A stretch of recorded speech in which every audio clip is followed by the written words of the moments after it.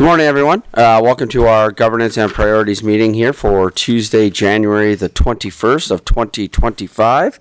Starting with our land acknowledgement. In the spirit of respect, reciprocity, and truth, we honor and acknowledge the Mokitas and the traditional Seven Territory and the oral practices of the Blackfoot Confederacy, Siksika, Kainai, Piikani, Lakota, Nakota Nations, Chiniki, Bearspaw, Goodstoney, and Tsuut'ina Nation.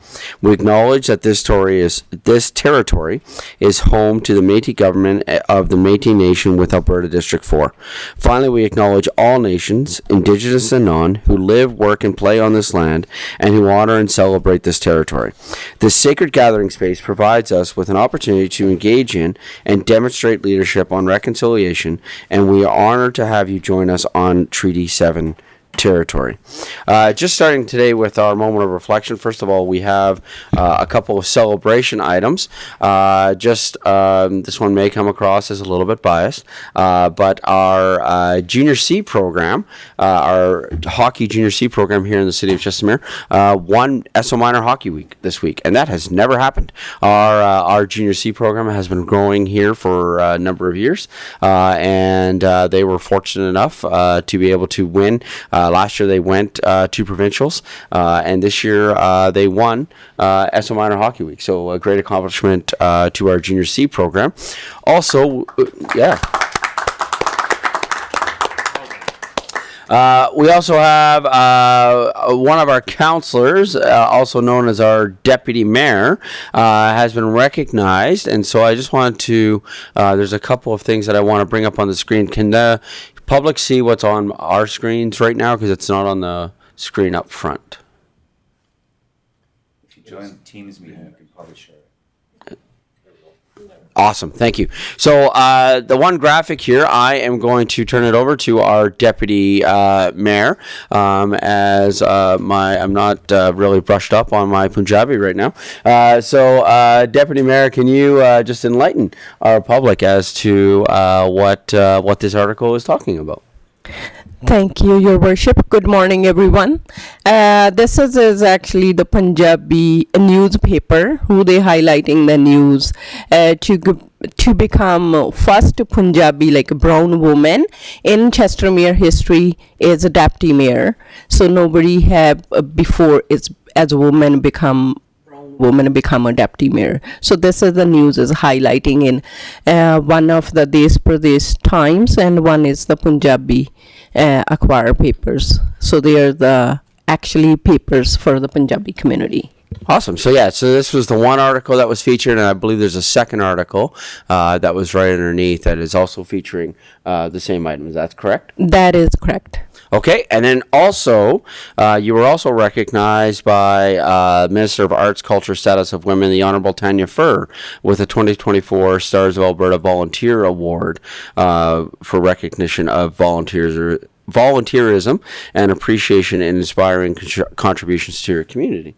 So, council and our public that are here, we just want to say congratulations, first of all, on being first Punjabi woman to serve as deputy mayor here in the city of Stonemere, as well as just a recognition of the recognition that was received from the Honourable Tanya Furr. So, congratulations, Deputy Mayor Randhawa. And then finally, with that, if your team is finding some success out there from the different sports programs, or we've highlighted a boxer here before, or schools, if you're highlighting some success, I had the chance to attend the CMLS parent council meeting. And at the end of the meeting, the principal went over some big successes that some of their kids are finding in either different sporting events or arts and things like that. So we just want to encourage our community that if there's things that you would like to just have highlighted, we would love to be able to celebrate alongside of you. So with that, we'll move on to updates and approval of the agenda. Do we have any items to be added to the agenda here this morning? Looking to administration, council. Great, thank you. Can I have a councillor make the following motion, please? Deputy Mayor Randhawa. Thank you, Your Worship. I move that the Council approved January 21st, 2024 Governments and Priority Committee meeting agenda as presented. Great, thank you. Comments, questions? Call for the vote.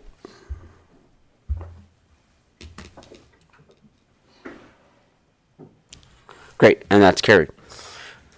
Now moving on to our public input session. I believe that we had 3 letters of concern that were written first. And then I believe we have someone who came this morning that would like to speak to council about a concern. Is that correct? So, Ledge Services, first of all, the letters that were sent in, since we had produced these beforehand, are we wanting to read them reading them into the record, or is it sufficient that they are included within the agenda package? Thank you, Mayor and Council. It is sufficient in the agenda package. Great, thank you. So first of all, specifically with regards to the 3 letters of concern that we received, Council, are there any comments or questions that you have with regards to those 3 letters?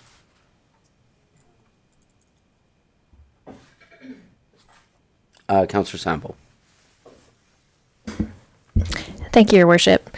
Not a question, but a comment of tying this back to some decisions that were made last week in session around the transportation master plan.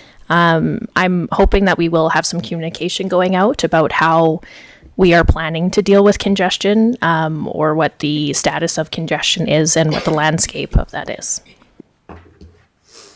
Yes, thank you. Any other comments, questions from council with regards specifically to these 3 letters, and we'll get to the next one after this. Councillor Schindler. For those who haven't read it, the gist of these is the stop sign at Marina Drive and Stonemere Close. I'm looking at these letters of concern about what's going on there. These stop signs are still planned to go ahead, I think, so I'm going to ask that of administration. Through the chair to administration, these stop signs are planning to go ahead, and is there going to be a follow-up to determine if these stop signs are effective? Mr. Fluker, is that who I'm calling on? All 3 of you all kind of flinched at once, so I didn't know where I was going there. Thank you, Mayor and Council. So, as everyone is aware, there's certainly been much input from the citizens on both sides of this issue since we put up the notice of intent to install a 4-way stop there. I've responded to every one of these that's landed across my desk, and provided the rationale and reasoning for it. Sometimes we get agreement and support, sometimes we do not. But the key issue still remains that this road is currently being used as an access into Chestermere off the Trans-Canada Highway. And it sees a considerable volume of traffic. And there are a number of reported instances of near misses, and there's also a number of reported instances of accidents, the most recent of which was yesterday, right out in front of City Hall here. In light of any significant argument to the contrary, the safety of that road will be improved with the addition of a 4-way stop. Great, thank you. Any other comments, questions from council with regards to Councillor Worzanowski? Thank you, Mayor Dean. Just to follow up to Councillor Schindler's question, I don't think it was clearly answered, at least not to my satisfaction. My question through the chair to you, Mr. Fluker, is, again, as Councillor Schindler asked, how do you measure the effectiveness? Because I'm sure that can be debated and what really means effective. These complaints seem to be more driven towards pushing traffic, and it sounds as though administration is advising us that the recommendation is more safety focused. So what is a measure of effectiveness of a 4-way stop sign of this, this one in specific? So we can certainly spend some time and study this going forward to see if it has an impact. with a view towards safety. And we're only going to know that once the four-way stop's been implemented, and to see if it makes a difference with respect to statistics regarding speeding, accidents, reported near misses. And I know the near misses is not as particularly great statistic, but we get that anecdotal information all the time. We get both sides of it.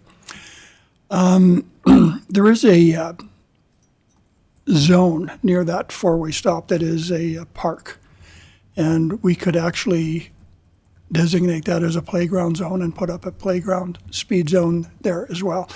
And even the one individual in particular who's not in favor of the four-way stop has indicated that she goes there all the time with her children and would be in favor of that speed zone for safety purposes. So the issue seems to be traffic having to come to a stop and then start again. And the fact of the matter is, it will regulate traffic down that stretch of road. So do we sacrifice convenience for safety? Do we leave it as it is and wait for something to happen?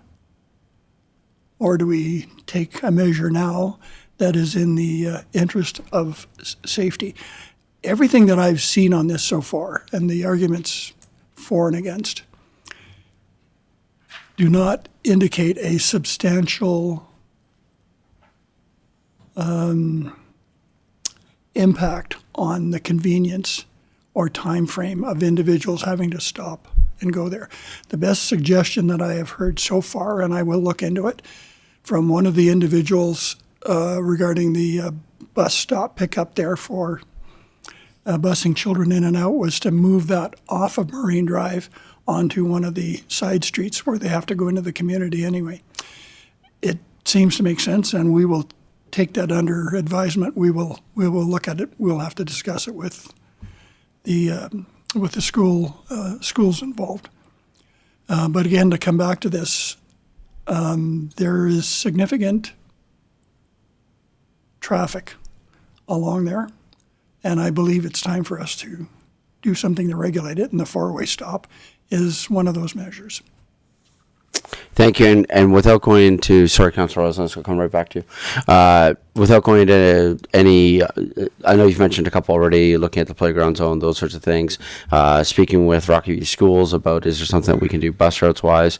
And then that's going to have an impact because of timing of buses and things like that. I think too that what we're also doing is through the traffic impact traffic impact assessment that's going to be done in the area down here closer. We are still continuing to look at further measures that can be taken both along Marina Drive as well as subsequent to Marina Drive, even in areas that may or may not be able to become attached to Paradise Road. In other words, this isn't a one and done. This is we are continuing to explore methods. We're continuing to explore safety in Marina Drive. Yes, Mr. Mayor and Council, I agree completely with your statement. The traffic study will take place, and the findings there may well impact our decisions going forward. That's going to be some time off before we get that information, and there may be some changes to that traffic flow there, particularly if we open it up to Paradise Road. That's going to change the dynamics there again. The majority of what I am receiving and hearing, though, is that people view this as a major thoroughfare. It's not. It's a city street. It just happens to have an access off of the Trans-Canada Highway that brings a lot of traffic into Stonemere. And people view that as a convenience rather than having to go 2 minutes further down the road and come in off of 2A. Again, we can, in the interest of safety, the four-way stop is going to go in. Will we change our mind somewhere down the road? Perhaps. Okay. Let's see what this traffic study brings. Great, thank you. Councillor Woznowski.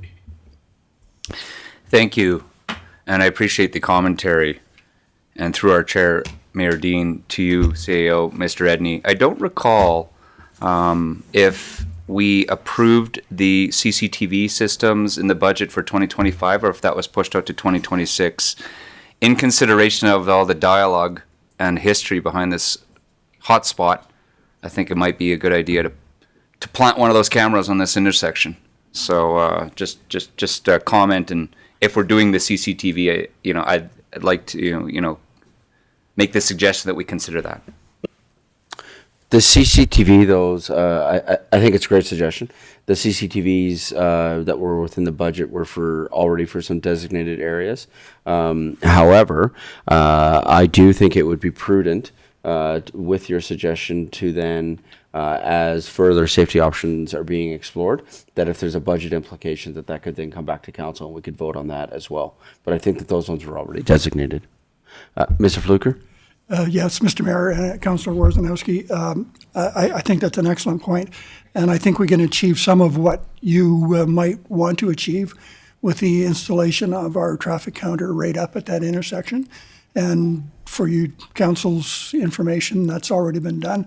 I left instructions with our roads crew to put it up, so we are Tuesday. I believe it went up yesterday morning, and we'll run it for minimum 2 weeks, maybe a month, and we'll know precisely what the speed is coming through there, what the volume of traffic is, whether it's trucks, whether it's cars, the average speed, all of those kinds of things. So we will have further information that will either support or not support the decision before we put the four-way stop in.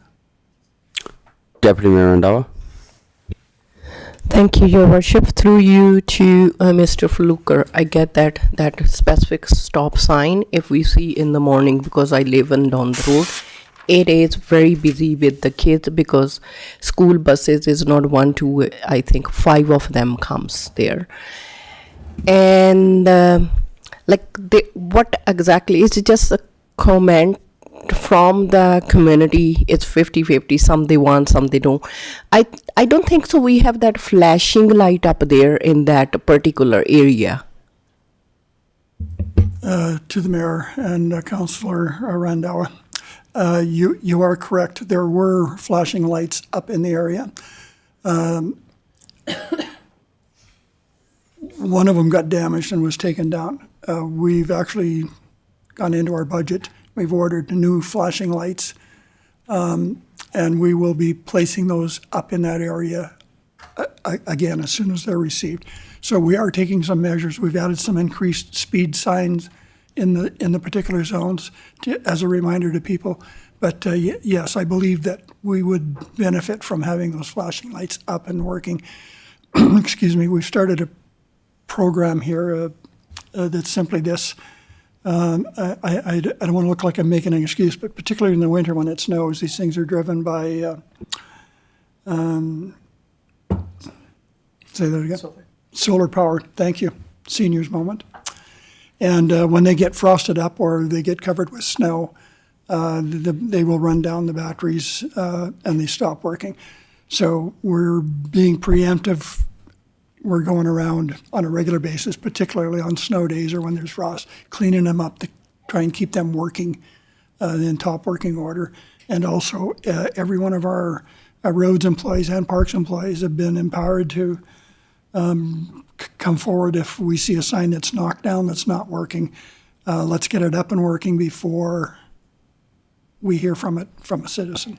So that's the goal. I expect to achieve that. So we're trying to be proactive in those areas. But yes, to get back to it, the flashing signage will go back. Great, thank you. And I just want Oh, sorry, Deputy Mayor. Thank you. The follow-up for that, which one you mentioned, I know some of the residents is mentioning because it's a Marina Drive is always busy. Doesn't matter which city the drive or boulevard is busy because it's a main road rather than. In my areas also there is a stop sign, but buses actually come right in front of my house. It's little further down. It is actually safety thing. I agree on that because once or rather than on the main road to go to the side road. But I know we cannot fix 100% because still kid has to cross that road to go to the bus.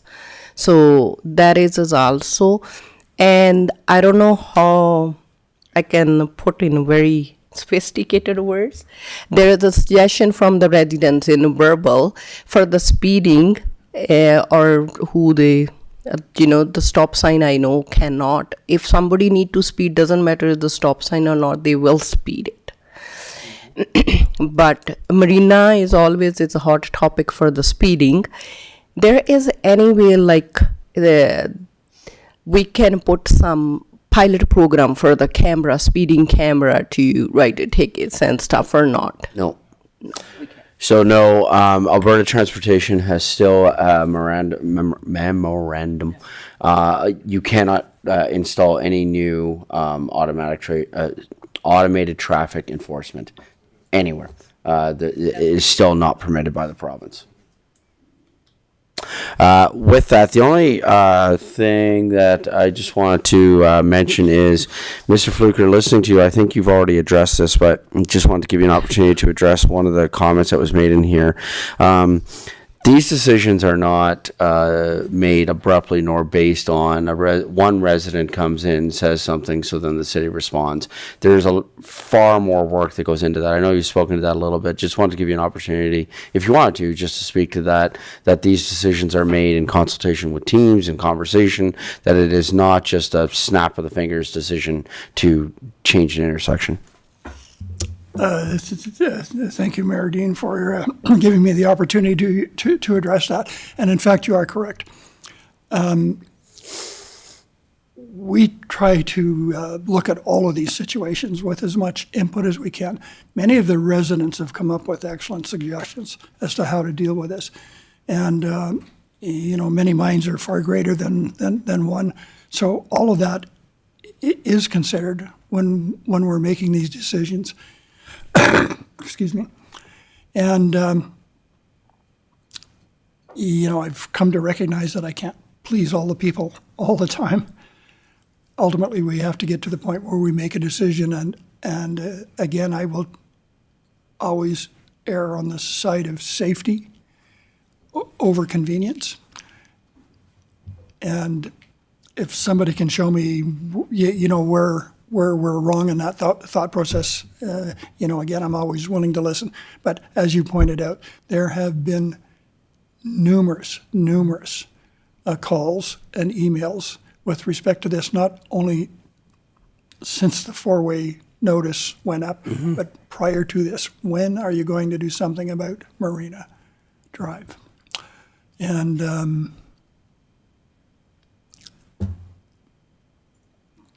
it was time to address the issue. Okay, great. Thank you, Mr. Edney. Thank you, Mr. Mayor, and good morning, Council. Just through you to Council, just two other comments I guess I have just on this topic. One, there's only 3 letters in here that are against this because they were the only ones actually sent to our Ledge Services address. That's something we're going to look at going forward. I have just as many letters of support saying thank you for doing this. We've talked about this quite extensively in all facets of society, and especially in my experience. For every one person who writes in saying they're mad, there's 2 people that would have written in. Nobody writes in to say they're happy. So I think, just again, don't get jaded by hearing really strongly that there's 3 or 4 or 5 people that are really upset. There's probably a lot on the same account that aren't writing in to say they're happy that something's happening. The other thing that might be worth addressing was at last council meeting, council allocated money to reopen Rainbow Road North. So hopefully as we get into the construction season over the summer, when that opens, that'll help alleviate some of this traffic that I believe is using Marina Drive, as Mike mentioned, as a thoroughfare, not as a local road, the way it's designed and intended to be used. So keep an eye out for the summer. Hopefully that helps alleviate some of these congestion concerns that the community's seeing. Thank you, Mr. Edney. I Don't appreciate you stealing my notes that I had written down that I was gonna. No, that's great. I appreciate that.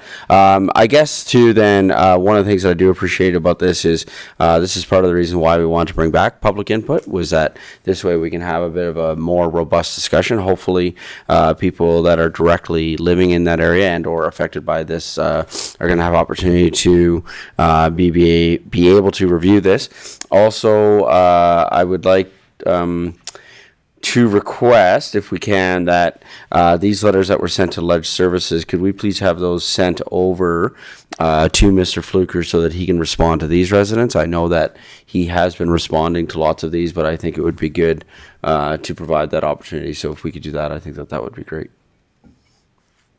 Is that okay? Can we do that, Mr. Eddy? Okay, awesome. Thank you. And then, okay, so with that, we'll move on to the second one that we have.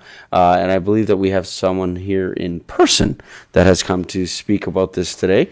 So bear with us. We might be bumpy on this. This is the first time we've done public input since we brought it where there's somebody live. So, Ledge Services and CAO and Council, here we go. So I'd like to welcome you up, and if you could just please introduce yourself. Good morning, Meer and Council. Wishing everyone a happy new year. My name is Sukhdeep Dhaliwal. First time being here in front of you. Done a couple of times in the previous council. So I've been a long-time resident of Chestermere. So I got two concerns that I want to bring up to your attention. I think I gave you notes as well. I'll just read it through here. It'll make it go quick. Today I would like to speak to you on behalf of myself, and I believe believe the concerns I'm bringing forward are not mine, but all of East Acreage's area residents who were affected. We have been longtime residents of East Acreage's well before these areas were annexed into Chestermere from Rocky View County. During annexation, there were promises made to residents, including promises to assist residents develop their lands, including creating an ASP. Property taxes would be calculated using lower of the two rolled rates of Rocky View or Chestermere for at least 10 years, or until lands are developed. ASP never happened. After waiting over a decade for these promises to materialize, we see no change. Our lands are stuck in limbo, as we can see, as we cannot do any further development until there is an ASP or services available.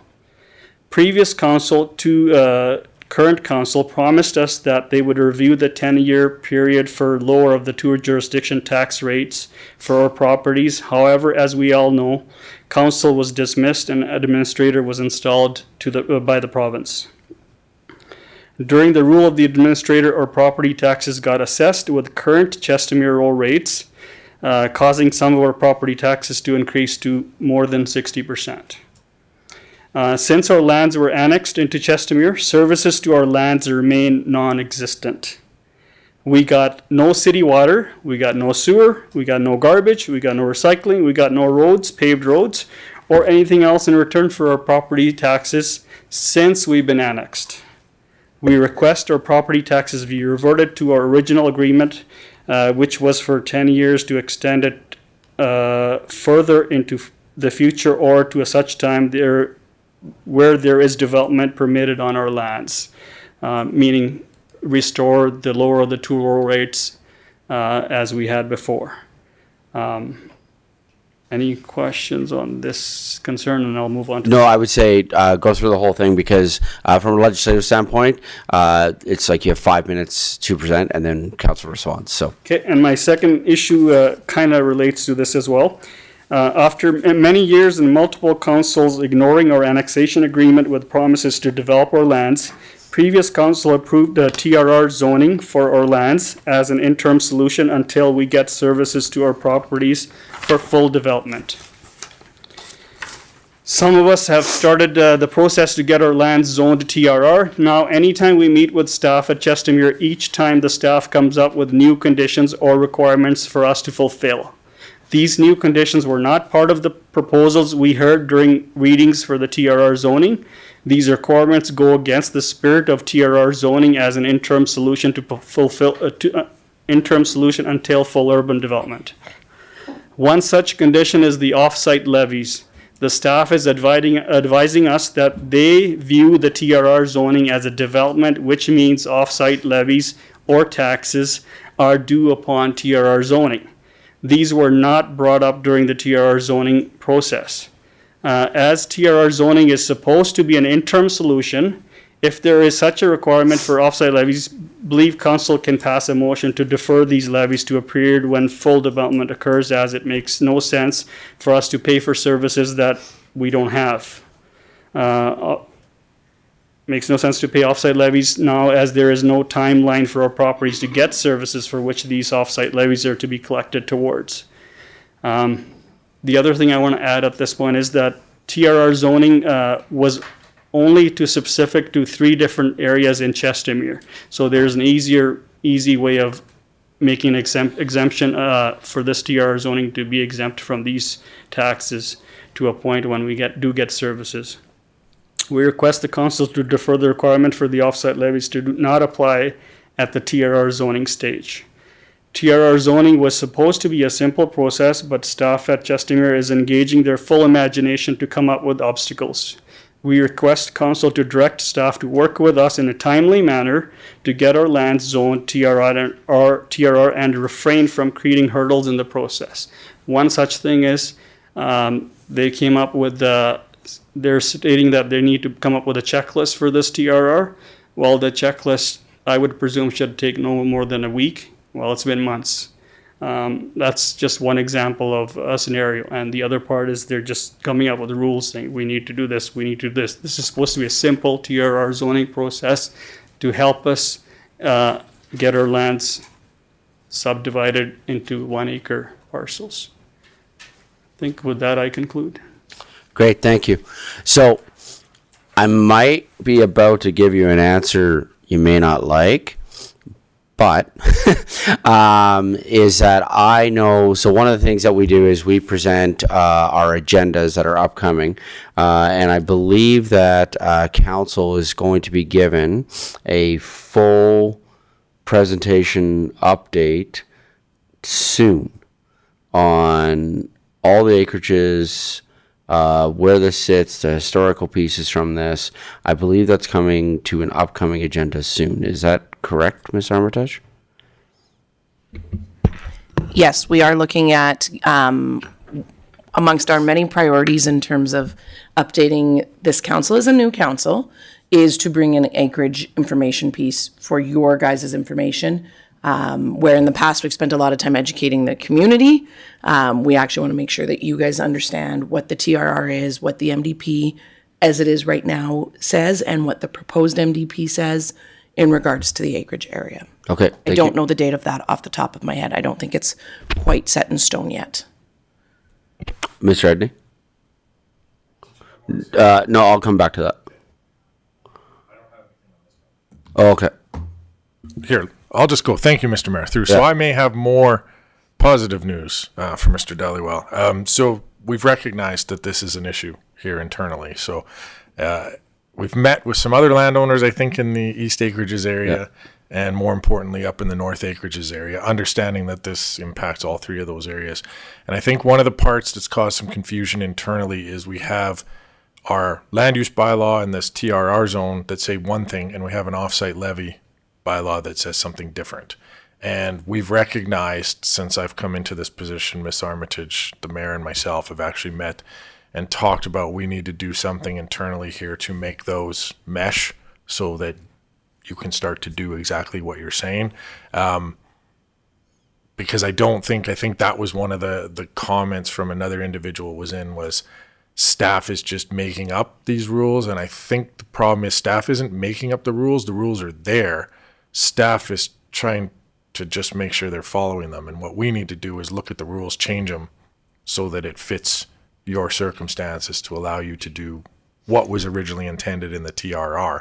And I think part of the problem is, actually, I know part of the problem is at the time council looked at one aspect of the TRR being the land use and forgot to address all the other parts of the TRR that then play in as you start to go down this process. So it's something we're actively working on to look to find a solution, not just for you, but for all the acreage owners in the area. So maybe we can take it offline a little bit too, and let you know kind of what we're working on and what the timeline looks for that. Yeah, because as we've done this, there's sorry, I'll go, Councillor Ryan. Thank you, Worship, through you two members of council.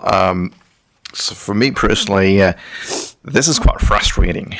And I'm on this side of the podium, and I cannot even imagine how frustrated the residents would be. I think we're testing people's patience. I do appreciate the work that administration is doing. I also understand that there has been massive turnaround in staff, and everyone's trying to kind of figure out what's happening, and what is these acreages.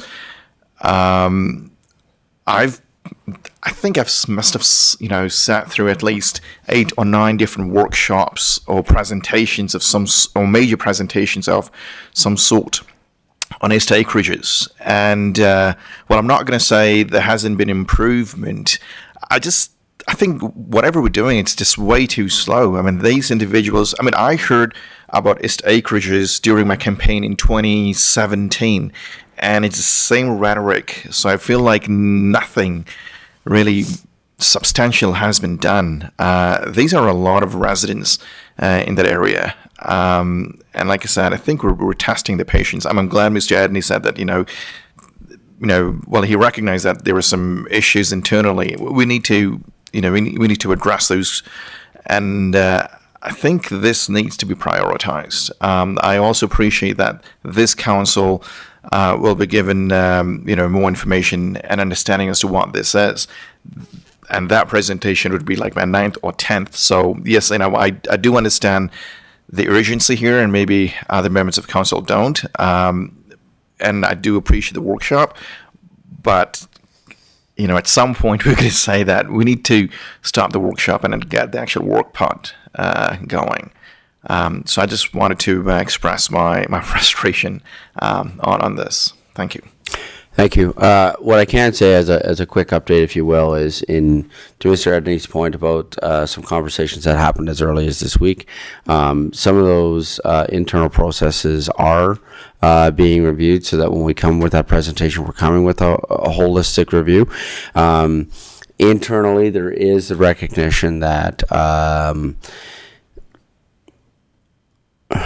more work greater consideration should have been given to our OSL model within the TRR, and that's not because staff didn't present it. It was presented. And unfortunately, we did the TRR, which is good. So that's a big step, right? Because the fact that we have TRRs that are for these 3 distinct areas, right, demonstrates that we recognize that these 3 distinct areas are 3 distinct areas, not to be repetitive, but it's the only way I can describe them, really, right? However, the next step in that process is to make sure that as development in these areas proceeds, that all of the regulations, that everything that needs to be addressed is addressed, and it is addressed in such a way that we take care of the 3 areas, as well as ensuring how we do that continues to be done in such a way where we are protecting the interests of the rest of Chestermere, right? Because we still have to take that holistic. Would that be, did I capture that pretty well, Mr. Edney, from the meeting this week? Yeah, thank you, Mr. Mayor. Through council and to Councillor Ryan's point too, maybe I'll clarify. Don't think I'm going out on a limb here, but our intent is not to come back with information. It's to come back with a solution. Some information into kind of where things went wrong, and here's a solution to make this work the way it was intended. So, yeah, to your point, it's not just as simple as write a new line in another bylaw, but that's what we're going to figure out. Maybe it is. And so I guess you have my commitment on council that we're going to get something addressed here to allow these residents to move forward if that's still council's desire, or not move forward if that's council's desire. That's not my decision. That ends up being council's. But we'll come with solutions, not just information, for our next report here. And hopefully that is sooner than later. Great, thank you. Deputy Mayor. Thank you, Your Worship, through you to administration. Actually, I do echo with the Councillor Ryan. This is even long-term residents. The East acreage is always comes during election and then pause and then comes, and they're our residents, right? So they are the one who's having issues, and I would be very happy if administration can work with the because we are dealing with rural and urban both areas in here, our city. So collaborate, work with them, and then sort out their issues. I'd be very happy because this is every time is coming, and they are the one. They're our residents, and that's why we are here for them. Thank you. Great. Okay, so conclusion on this at the moment, not that there's much of a conclusion, is that there is a I misspoke, I think, when I said the word workshop.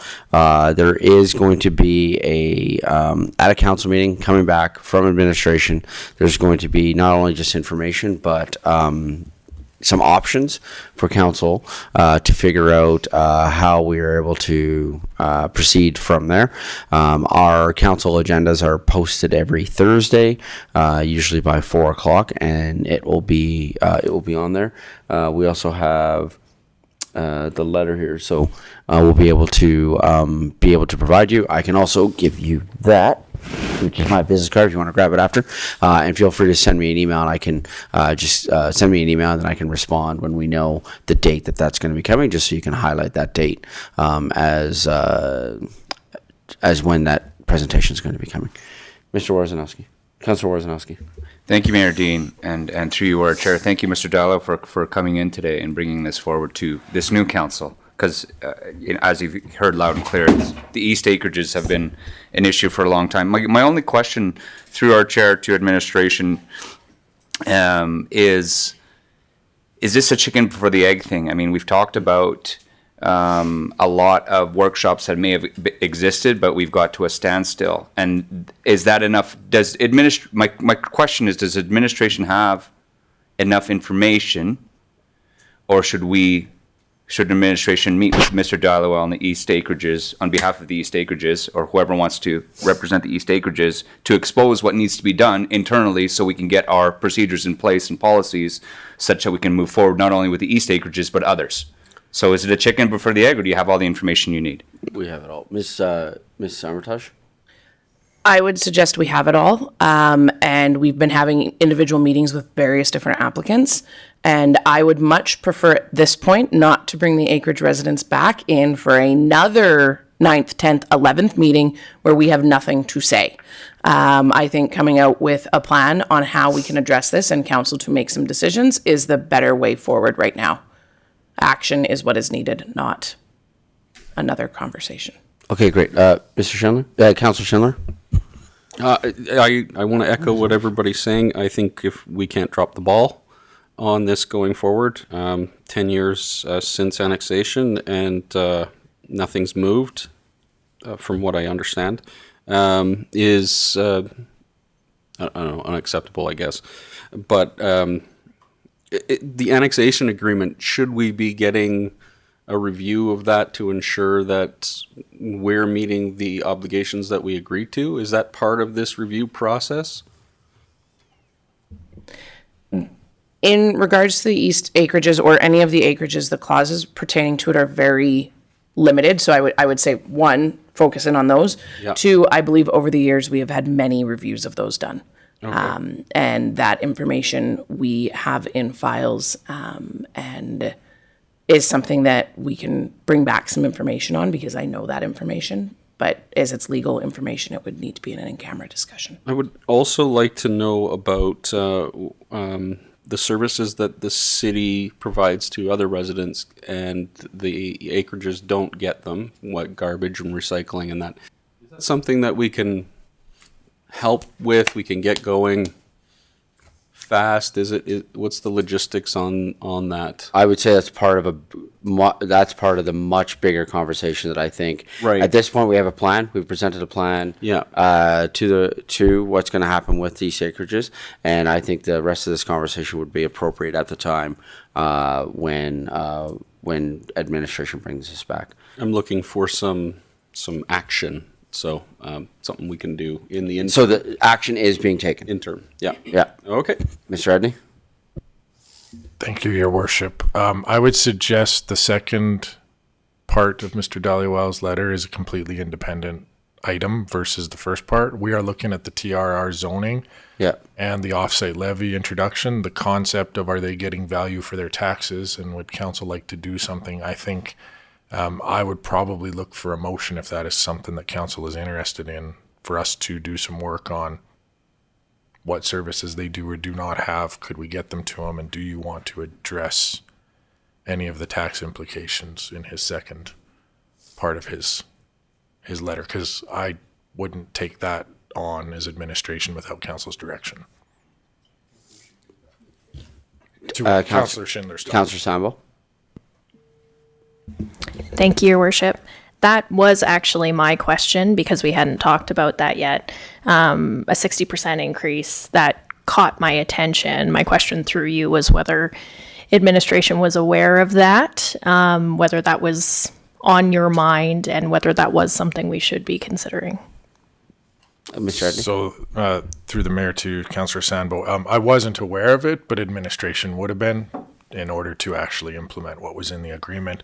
I think, back to my last comment, we could look at the concept of garbage and recycling. That's a different issue, but the idea of, I believe the request here was simply, hey, they believe that the taxes shouldn't go up until they're actually developing into small lot, single family homes. So that aspect of that agreement, I think, would be separate, but Mr. Fluker and I can talk about, yeah, if you're in the city boundaries and you're paying city taxes, you should probably have the same access to services as everybody else. That's, I'm assuming, a council philosophy, but it would be mine as well. So we can look into that aspect of it for sure without a motion.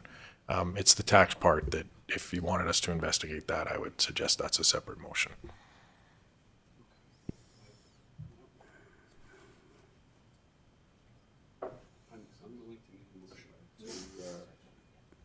Do you, Mr. Edney, do you have a suggested motion then for that?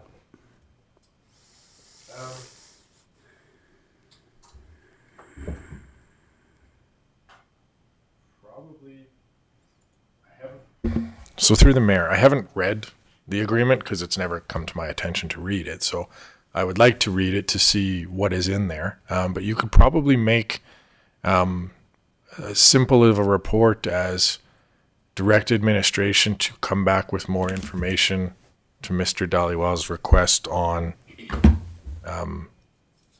timing of the increase to their tax rate, or something along those lines, and we could figure out what the agreement says. Maybe we've interpreted it the wrong way internally, or maybe it needs a quick change, and remember, council can always, yeah. You'd have to be careful on this one, and the reason is you can't discriminate against people in the same type of residential tax, except in this sort of situation where it's an annexation agreement. So I would need to go get more information on what your options would be to actually change or extend, as Mr. Dhaliwal said, extend that part of the agreement into the future. So I would need to report back on what we could do legally. Could we even simplify it then and make it broad enough so it's direct administration to review annexation agreement and come back to council with a report? Can we make it that broad? And then that it could include that, and then we could address that question that way. Yeah, and then if we see something else in there that we should address, we can do that at the same time. I like that. Thank you. Councilor Wozanowski? Thank you, Mayor Dune. You'll only hear my commentary to make it time-based. When do we want to get back to them? Is it 6 months? Is it 30 days? Is it a year? Yeah. Mr. Edney, what timeline would you need for that? So through the chair, again, not having read this, what are we, end of January? Could we shoot sometime in March? So by end of March? Yeah. Okay. Just some of our challenges, of course, is having everything ready in advance. It's generally about a week and a half before a meeting starts, so that gives us maybe 5 or 6 weeks to go dig into this among many other priorities that we have. I can take this a little bit more personally, this one. Okay. So, and after annexation, should we have the word agreement? Yeah. Should we put it towards, be more specific, East Acreage agreement or acreages annexation agreements? It's one annexation agreement that covered the entire city. Yeah. Okay. So, Okay. Capitalize it. Okay.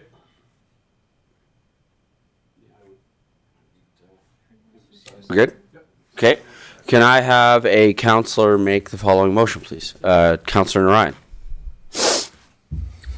Thank you. Move that the Governance and Priorities Committee direct administration to review the annexation agreement and bring back a report to a future meeting of council by end of March 2025. Great, thank you. Comments, questions? Counselor Warzanowski.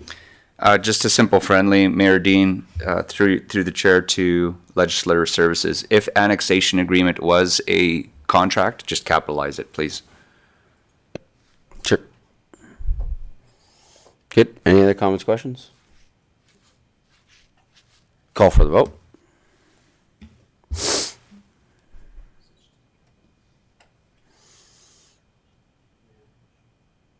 Great, thank you. And then with that, I believe what we're doing next is to accept the public input session for information. Can I have a counselor make the following motion, please?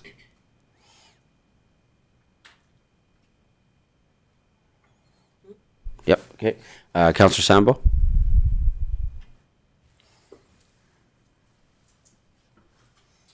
Thank you, Your Worship. I move that the Governance and Priorities Committee accept the letters of concern regarding change in traffic control at Stonemere Close, Aspenmere Place, and Marina Drive intersection two-way stop to four-way stop from Chestermere residents, accept the concerns regarding the lack of infrastructure near East Acreages, and TRR zoning process for information. Great, thank you. Comments, questions? Call for the vote.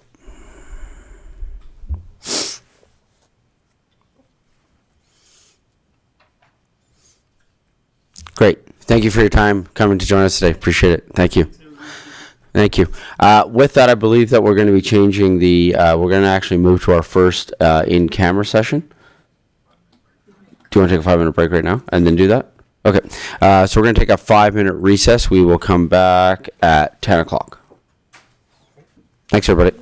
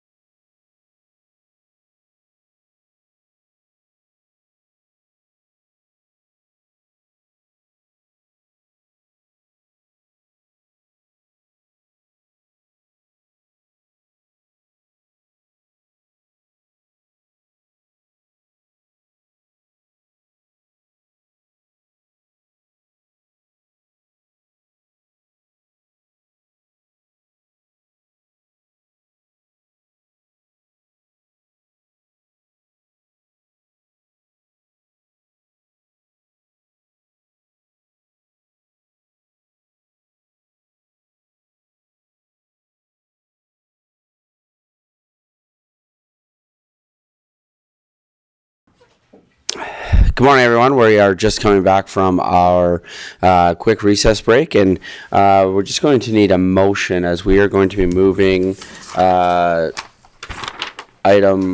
8.1 up. So I believe I need a motion to move item 8.1 to right now. To before item 5. I'm sorry?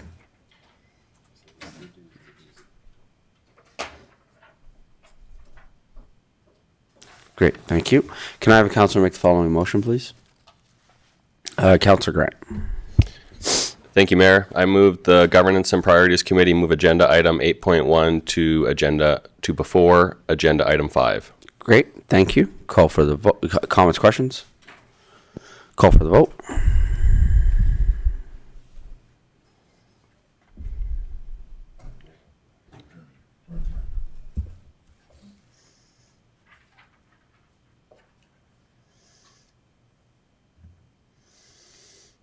Great, thank you. Can I get a counselor to make a motion to move into closed session, please? Deputy Mayor Randalla. Thank you, Your Worship. I move that the Governments and Priority Committee move into closed session at 10:03 a.m. to discuss the following: expense recovery claim for Section 27, privileged information. Great, thank you. Call for the vote.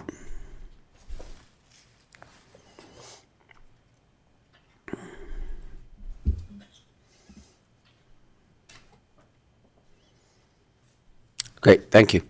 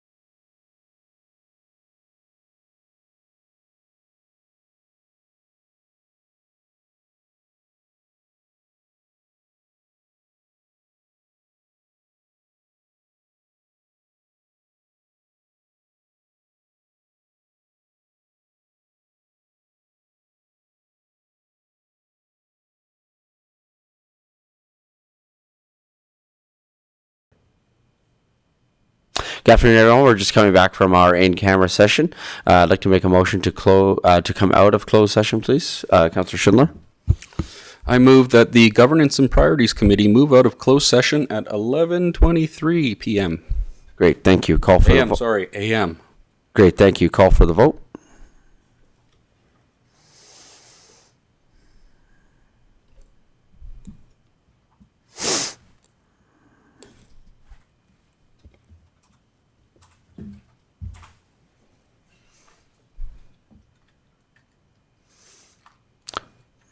Sorry, we have to vote again, everybody.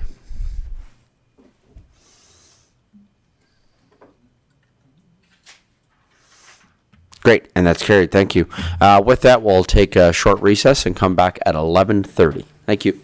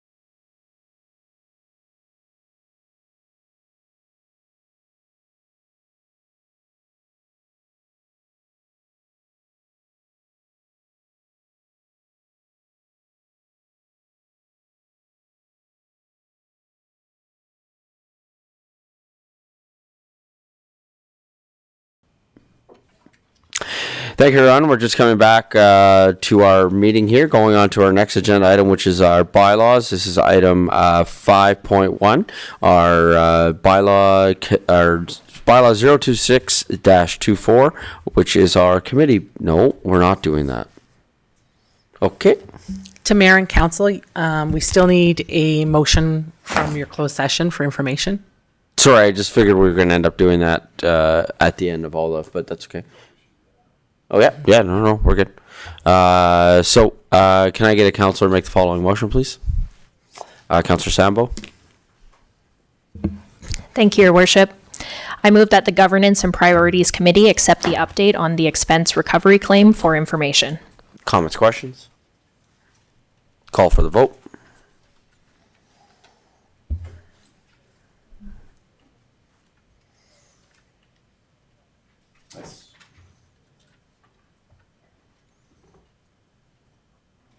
Great, thank you, and that's carried. It says closed session. You might want to change the title. Oh, we're still in closed? Okay. So that motion is related to the closed session. But we didn't talk about it. All right. Now, let's move on. It's carried. Okay, so we're on item 5.1, which is bylaw 026-24, which is our committee bylaw.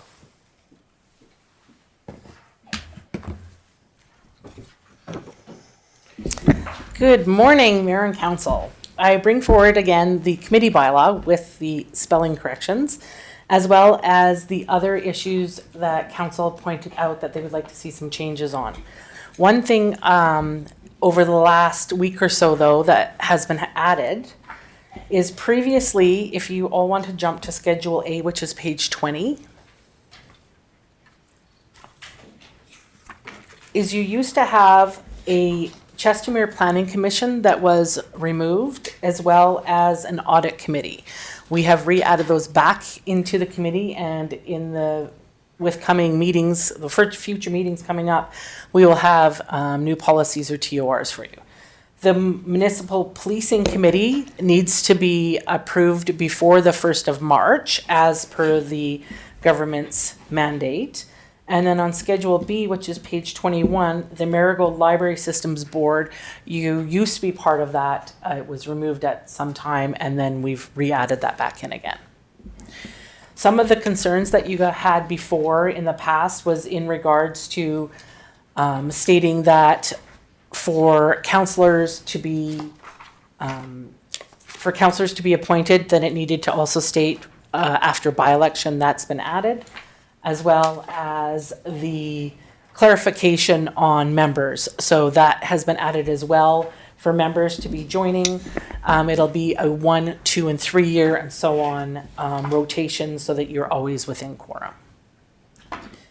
So I am looking at this time if the Governance and Priorities Committee has any feedback they'd like to add in again before the next council meeting to bring back to you as well, and to accept this for information.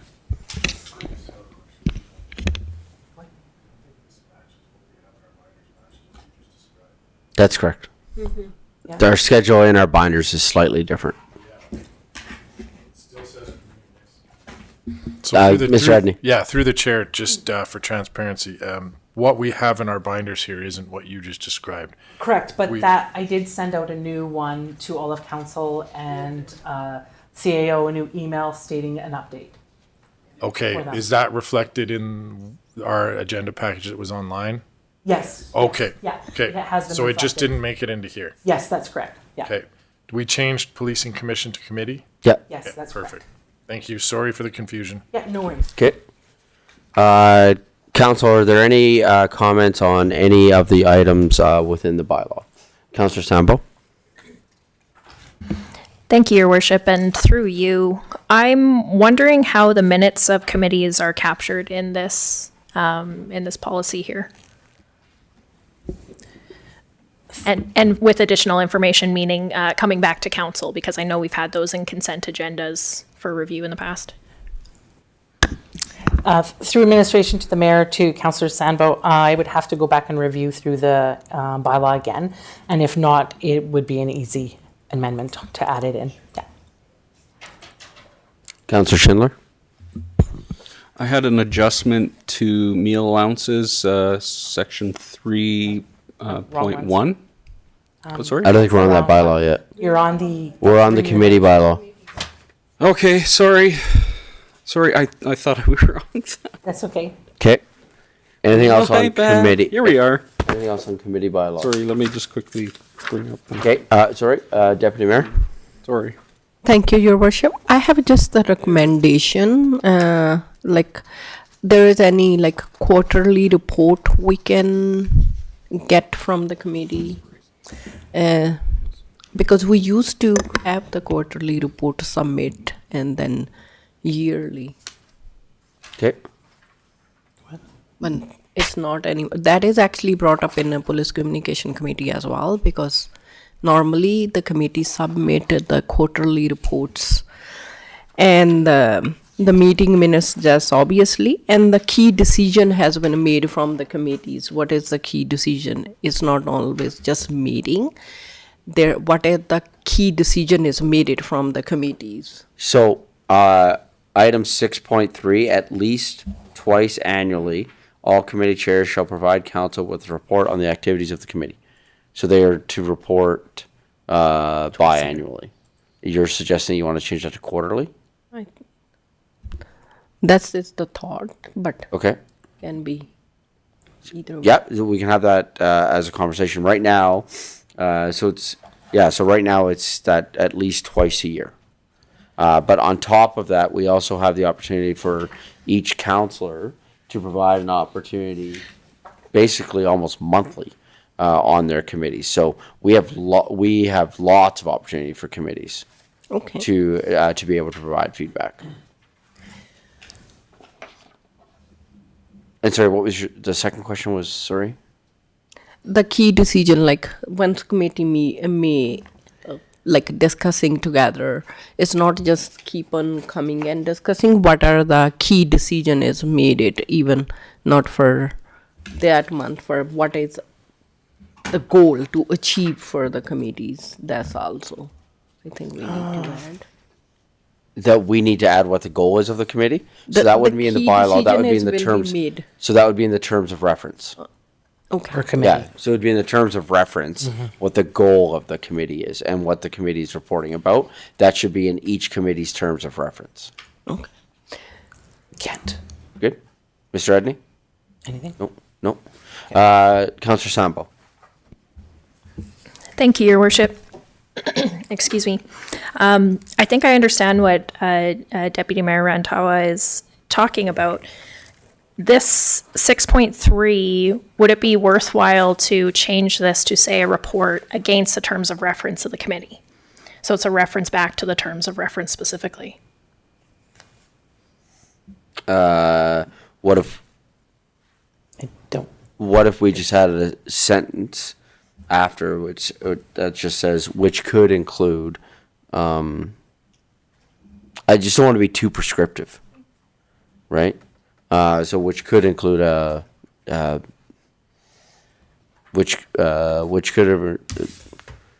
details of which could include a reference to the terms of reference. Trying to figure out a way to word that off the top of my head. It's not working out well. Sure. I don't feel strongly about that wording, Your Worship. I'm wondering if Deputy Mayor Rantawa has further comment on it.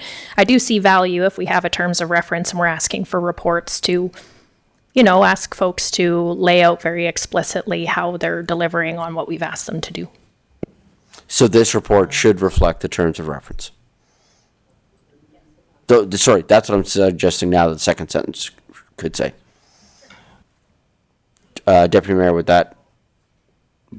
Yeah, that's good. Okay. Yeah, I just put it like in case we want a bit more depth and stuff, but I'll be okay with that. Okay. Yeah. Okay, with that, I just had a couple that I wanted to bring up. One, under 8.1, so I get the idea of what we're trying to do. I wonder if we could just put a chart or something, because I think as we say it, as we talk about it, it all makes sense, but I feel like when you just read this and you don't know what we're talking about, I just think like a simple chart of like, if you get appointed on this one, this is how long you're, right? I think, I wonder if that would be helpful. 8.4 says council committee terms commence.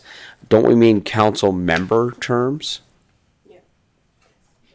So I think the word committee should change to member. That's on 8.4.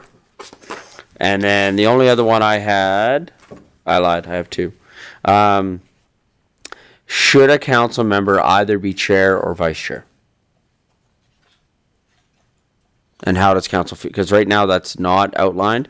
I feel that a council member should either be chair or vice chair. But so what I would suggest, please, is could we have that added in, and then we'll make that a matter of debate and discussion and voting when we get to first, second, third reading of the bylaw. To the mayor and council, you have had first reading already. So we could do it for during second reading and Yeah. then make changes if you like, and then come back again. Perfect, thank you. And then finally, the other one I think was this goes back to something Councillor Grant was talking about. For each committee, the CAO may appoint. I'm wondering if we're looking for stronger language than may, and instead of having it be may, change to will. Councillor Grant? Thank you, Mayor. I'm not sure if you specifically directed which committees we're speaking about, because council committees and our intermunicipal committees are not necessarily the same. That's fair. And they don't operate the same. To your point of chair and vice chair as well. That's true. I rest my case. Okay. So then maybe we leave the language as it. Or maybe for council. Yeah, or we have to define to what we actually are talking about. Mr. Edney? Yeah, through the chair to Councillor Grant's point, to that conversation around the councillor being the chair or vice chair, I think we can talk about that related to Schedule A items versus Schedule B committees and get that differentiation in there. I'm a big proponent of these are council committees and therefore should be sort of led and driven by council with public input versus the other way around. Okay. So, yeah, if we could add some language then with regards to that, and specifically to that point about council committees. And then finally, meetings, 14.1 and 15.1 say the exact same thing. So I'm just wondering about redundancy. Because we've tried to be really clear about not having redundancy within our bylaws. And so 14.1 and 15.1 say the same thing. So I'm just wondering, do we need the redundancy? That's all. Okay, perfect. That's all, yeah, that's all I had. Councilor Worzanowski? Thank you, Mayor Dean. I just thought of this. So through our mayor to the rest of council, should we be considering any additional committees as council committees as we are revising our bylaws? Not our bylaws, this bylaw. Do you have a suggestion on a specific one? I had a few in mind, but more of a spitballing thing. But in consideration, we're at second reading. I'm just wondering if we should look at adding them, or we can do that later in the year because it may be premature. It's just some food for thought, something to think about. My suggestion, sorry. So through the mayor to Councillor Worzanowski, with second reading, you can still make amendments at any time. Yeah, but then we'd also have to create a new committee, which would take more time. We'd have True. To postpone the third reading. It's just a thought for the rest of council. It's up to you. Yeah. So if anybody wants to test a motion, then Sorry, go to new sorry, committee. your mic.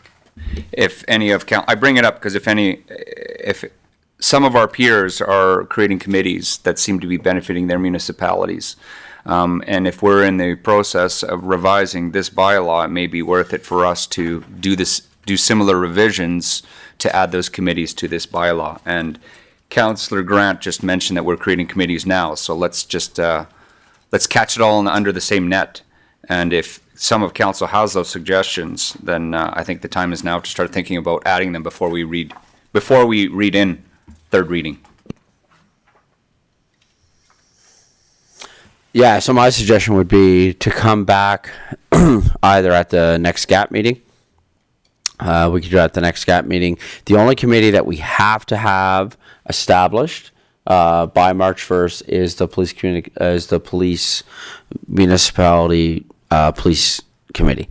That one has to be done by March 1st because the province has put that into legislation. My suggestion would be that if councillors have committees that they would like to see created, come with a fleshed out idea to a GAP meeting, probably the February 4th GAP meeting, and then we could have it added at that time. Okay, good. Okay, Councillor Schindler.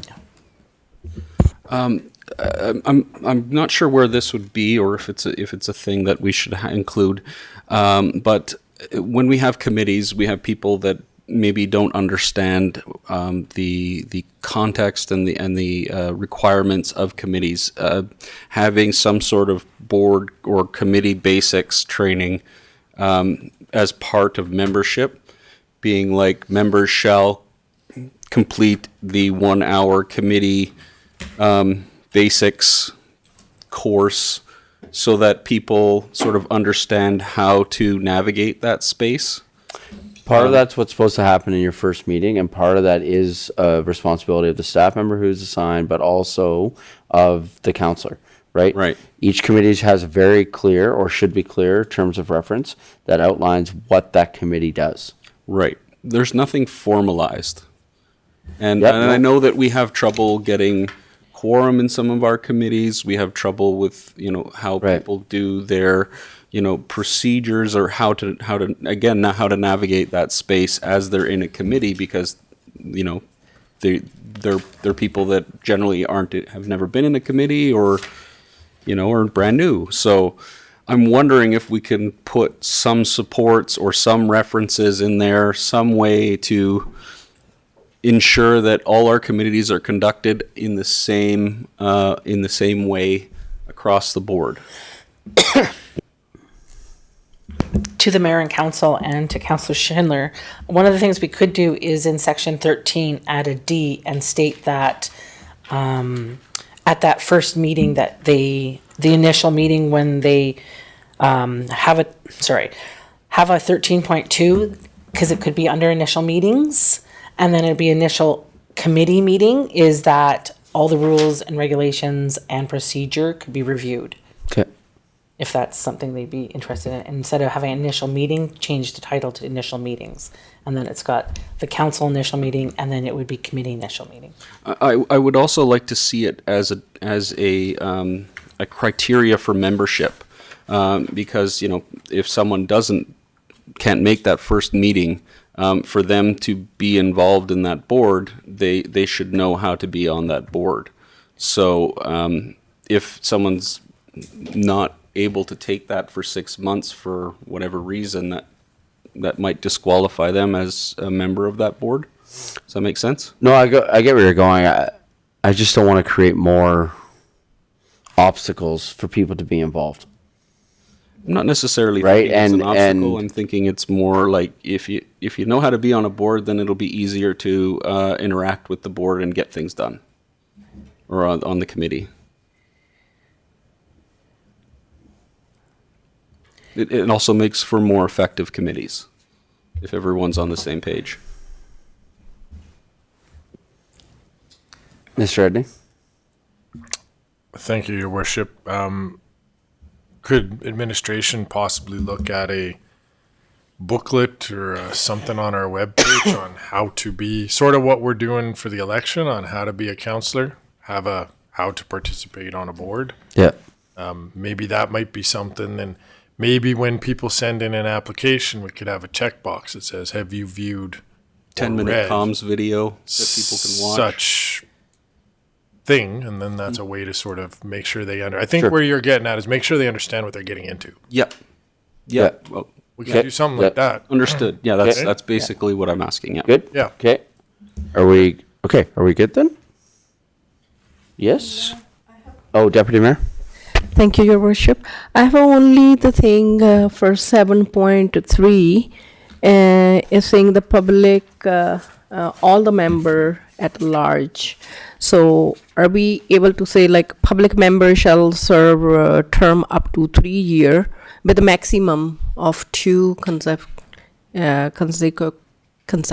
terms? How? That's different, though. There, Sorry. that's in the, That's it. so the terms of appointment does outline that. Okay. Yeah.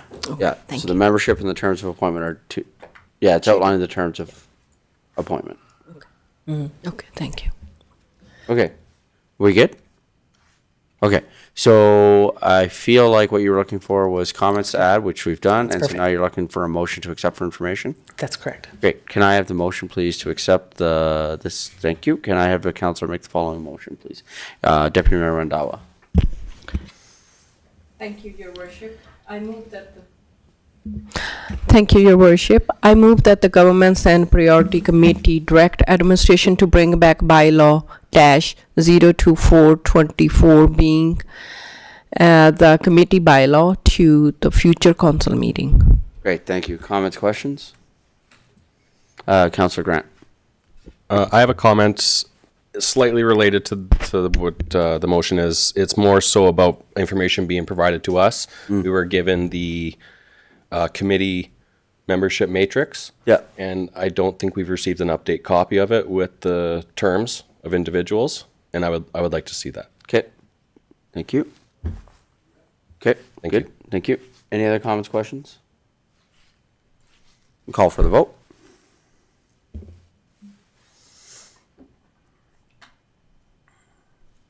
Great, thank you, and that's carried. With that, we will go to lunch break and come back at 1 o'clock.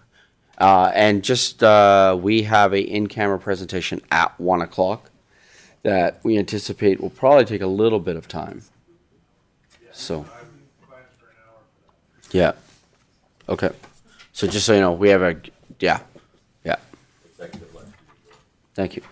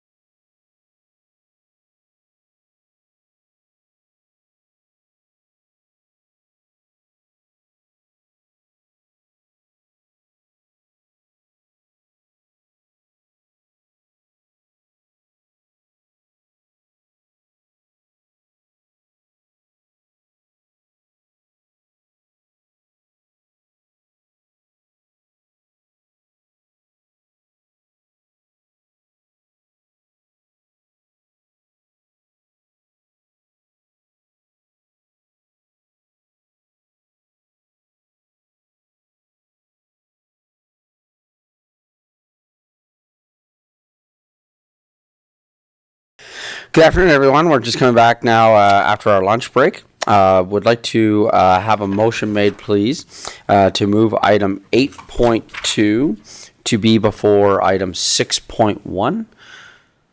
Awesome. Thank you. Can I have a counselor make the following motion, please? Deputy Mayor. Thank you, Your Worship. I move that the Governments and Priority Committee move agenda item 8.2 to before agenda item 6.1. Thank you. Comments, questions? Call for the vote.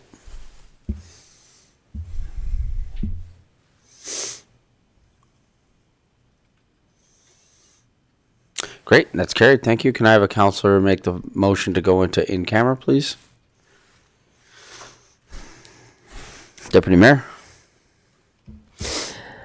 Thank you, Your Worship. I move that the Governments and Priority Committee move into closed session at 1:03 p.m. to discuss the following: Transit Pilot Proposal, FOIP Section 16, Subsection 1, Disclosure Harmful to Business Interest of Third Party. Great. Thank you. Call for the vote.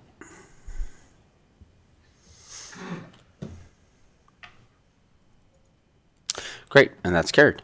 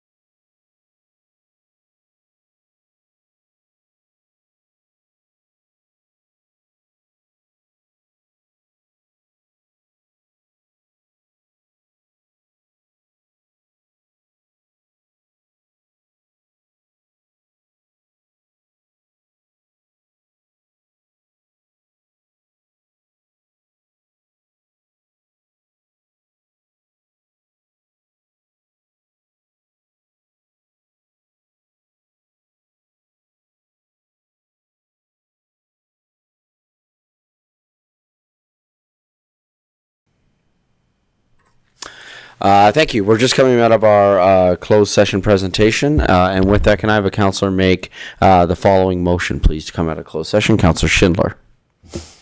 I move that the Governance and Priorities Committee move out of closed session at 2:32 p.m.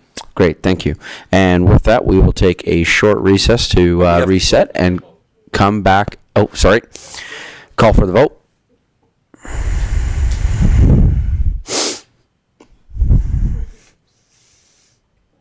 Okay, now we're going to take a short recess, and we will come back at 2:40. Thank you.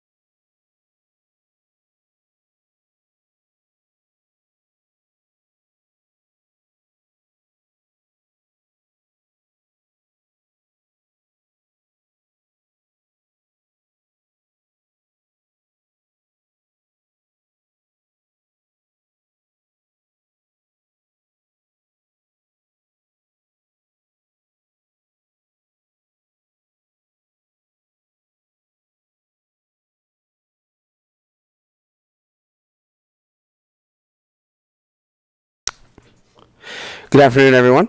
Just coming back from our break, and we have a couple of motions here for us to deal with coming out of our closed session. Can I have a counselor make the first motion for accepting for information, please? Deputy Mayor Randhawa. Thank you, Your Worship. I move that the Governments and Priority Committee accept the update on the transit pilot proposal for information. Great, thank you. Comments, questions? Call for the vote.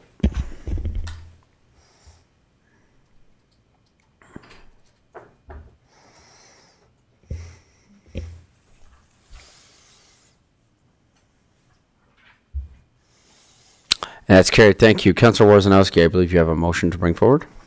Yes, thank you, Chairman Dean. Motion, the Governance and Priorities Committee direct administration to develop a transit solution and bring an execution, financial, and operational recommendation to a future meeting of council by the end of March 2025. Great, thank you. Any comments, questions with regards to the motion? Councillor Sambo? Thank you, Your Worship. Through you to administration, is that March 2025 reasonable in this context? Yeah. Yes, through the chair. I think so. I think there's a little bit of urgency to get to this. If for some reason I need more time, I'll come and ask for a different motion. Great, thank you. Any other comments, questions? Great, thank you. Call for the vote.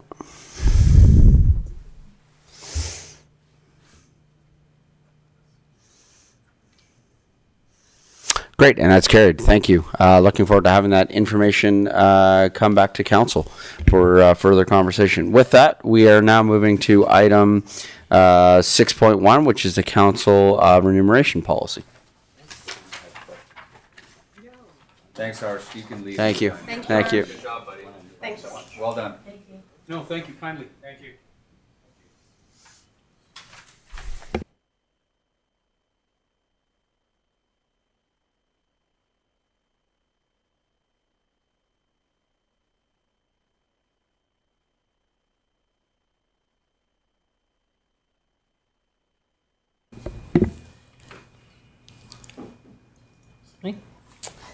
Good afternoon, Mayor and Council. I'm here today to present to the GAP Committee sorry, I'm having a moment here. Policy number 837 being the elected officials remuneration and expense policy for information. What we've done through Council's request is we went back through and made it more easier to understand. We adjusted the rates for daily rate for food allowance. We removed items that were no longer needed, such as mentioning not allowed to have certain amounts and $8 for incidental expenses, and just made it a solid amount in the amount of $95. We removed meal allowances include gratuity and GST, and just stated that it's 15% gratuity is the maximum amount the City of Chestermere is permitted for meals. Anything over will be a mayor or councillor's personal expense. We've also added, as per council's request, as an attachment, a chart on 2%, 3.5%, and 5% increases, as well as the comparisons with communities such as Airdrie, Beaumont, Cochrane, etc. And then we updated the entire policy for the GAP committee to review and make any suggestions to bring forward to a future council meeting. Great, thank you. So at this point now, are you looking for feedback with regards to the RFD? Yes, please. Okay, before doing that, Councillor Worzanowski, I believe you had prepared some information that you would like to present to council. I did. What I had done, thank you, Mayor Dean, and for the rest of council, what I've done here is I've taken the comparables that Ms. Vandermeer presented for us and just charted them based on population only. I know all cities aren't equal, and I know that remuneration doesn't stop based on population and salary. I did this both for the mayor, and I did this also for councillors. And it's kind of a, if you look at the curve, it's not, if you look, there's obviously a correlation, but it starts to level off once your population starts to grow beyond a certain amount based on the comparables that were provided. That may change if we add more comparables. But in both cases, what I'm seeing is the current pay rate is under what the average would be expected if you were to extract that information from the charts themselves. I sent you the Excel file. If you wanted to open that, you would be able to see all of the data points much better. There you go. So you can see, for example, Beaumont looks like they are overpaying both their mayor and council if you can kind of visualize what a curve would look like. And it starts to level off once you get to population sizes like Airdrie, where their salaries also correspondingly level off as well. With other municipalities being underpaid like Okotoks by comparison to population. If you highlight some of those dots and correspond them to the population and the compensation, you'll kind of quickly see that. So again, I know we've talked about remuneration in the past. I'm not in this job for the remuneration, but I know that fairness and egalitarianism is important amongst our municipalities and our peers. So I just wanted to bring this towards council and see. So if we look at the councillors, for example, with a population of about 30,000, you have somebody at 40,000 making 60K, and if you kind of draw in that curve, you'll notice that we're kind of underpaying what our councillors should be. Same goes for the mayor. We're about 10% less than what we need to look like.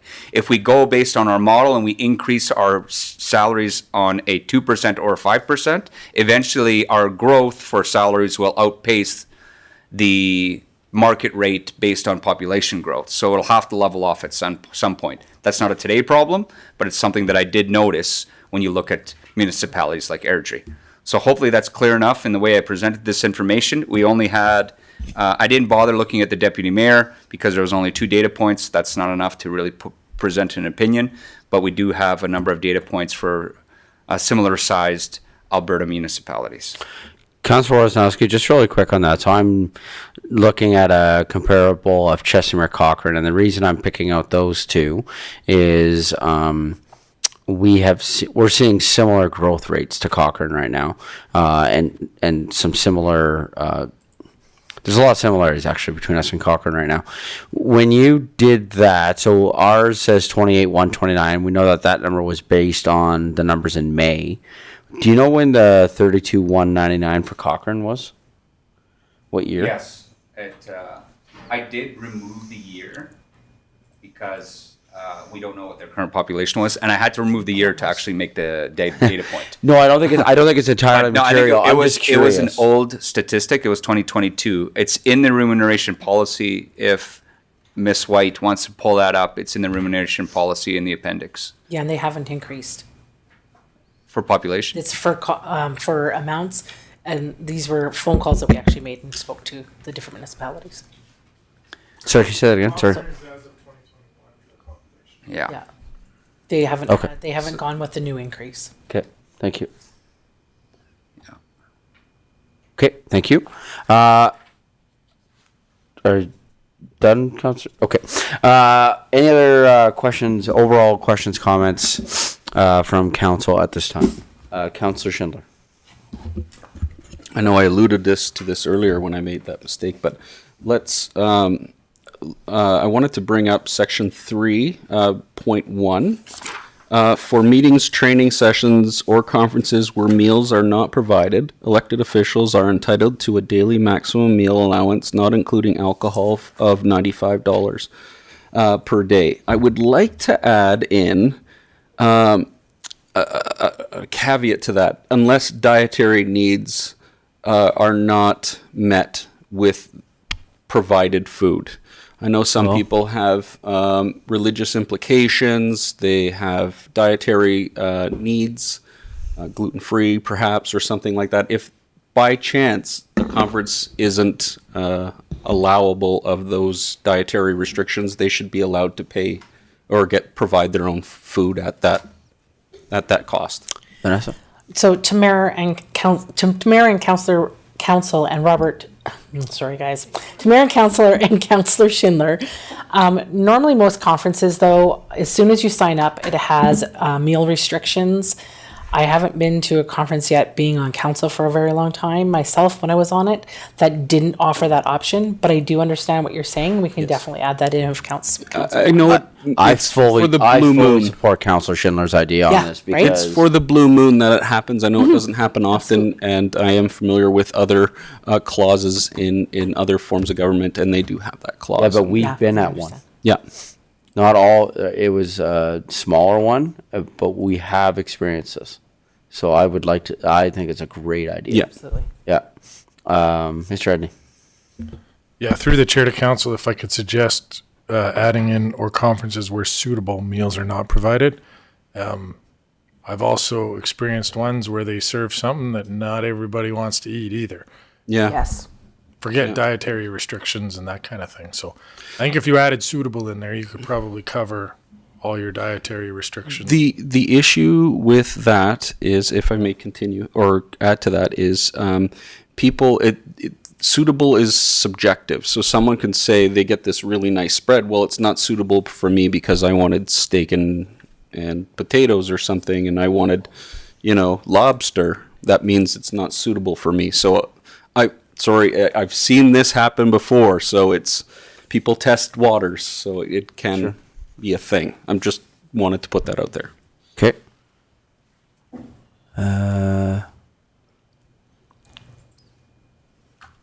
Thoughts? So we have an idea of should it say suitable, or a thought that it says. Sorry, Councillor Schindler, what do you want to say? I just have unless dietary needs are not needed, but we can wordsmith that based on proper.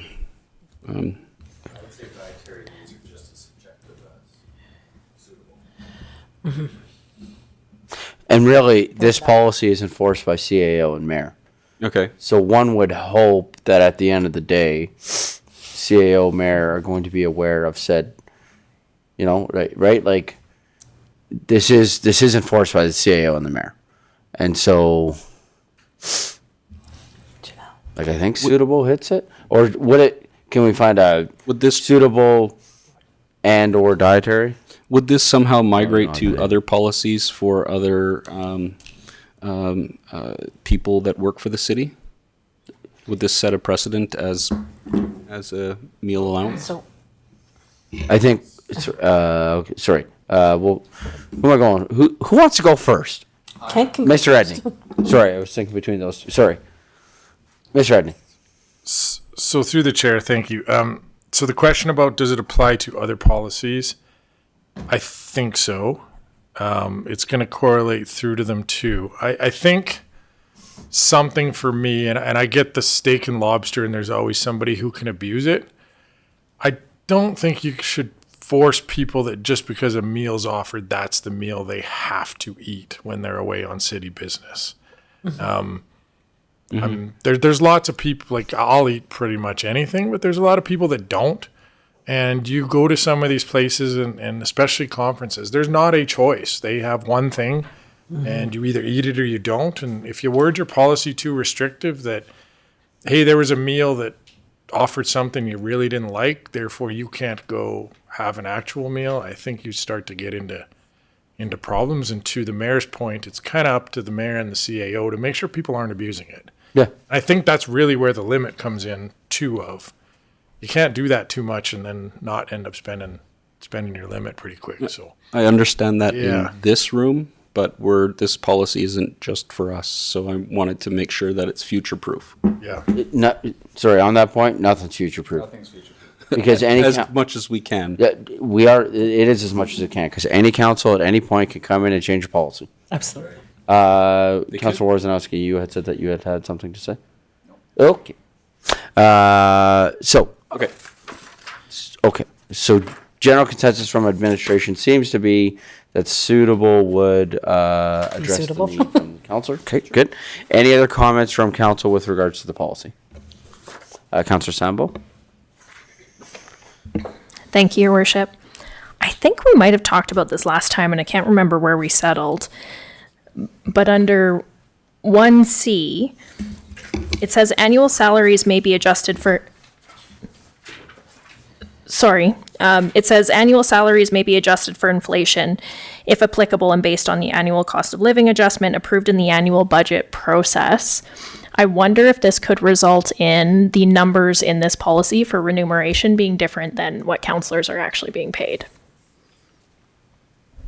Mr. Edney? If I could suggest, I noticed that in there, and I would personally take that out. If you're going to set, essentially what it's asking you to do is set in what that cost of living adjustment is for next year. So my thought was those two would be doubling up, I think, to what you're getting at. If you're already incorporating that, and then there's another part that says you could do it again. To me, they seemed redundant to have both in there. Okay. But maybe I missed the point. But I kind of read it the same way you did. Councillor Summer? Yes, certainly. That's how I read it as well. And for transparency, I would be in favor of removing that completely. Yeah, so suggestion from admin is take it out. Does anybody want to leave it in? Perfect. Okay. Anyone else with anything from the policy? Councillor Worzanowski? Thank you, Mayor Dean. In commentary through the chair to Councillor Sandbo and commentary from our CAO, Mr. Edney, what I would suggest if we're going to remove that is we do assign a bit of a self-inflationary increase. What I've exposed, again, looking at population alone, is that council and the mayor is currently probably about 10% under, but eventually that has to level out. So you wouldn't keep that 5% if it was 5% forever. So what I would suggest, depending on what council believes, based on their own opinions, is remuneration based on a increase trending downwards. Maybe from 5% down to 2% after 5 years or something like that, if we're looking 4 years ahead or after 4 years.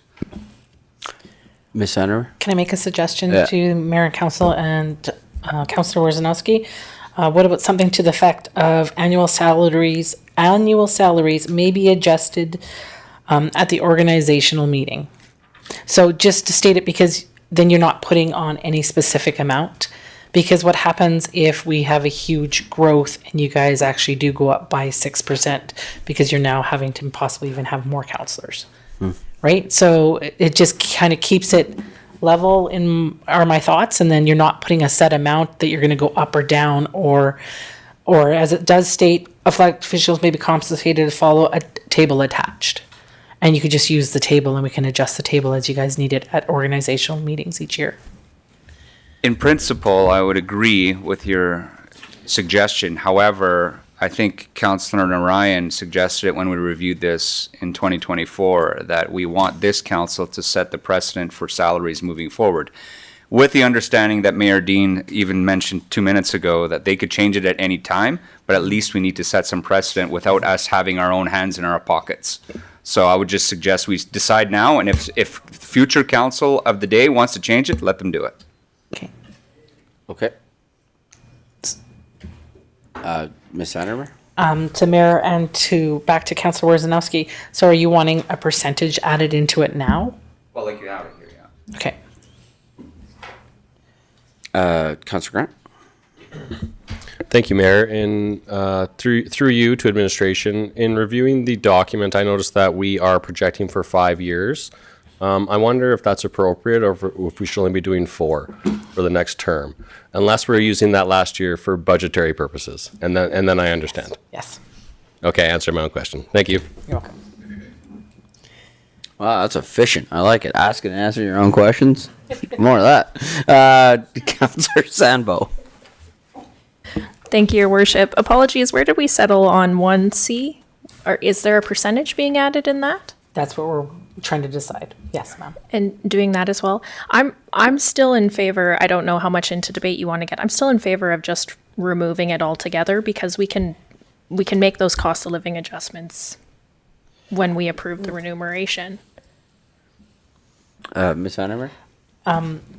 Through the mayor and to council, to Councillor Sambo's comments, we're talking about for an annual salaries may be adjusted annually at the organizational meeting in the amount of, and having the table set out above, but having an amount and remove the rest of the wording so that there is something, as it was brought up from the Mayor Dean regarding Councillor Councillor Narayan's previous comments at the last meeting.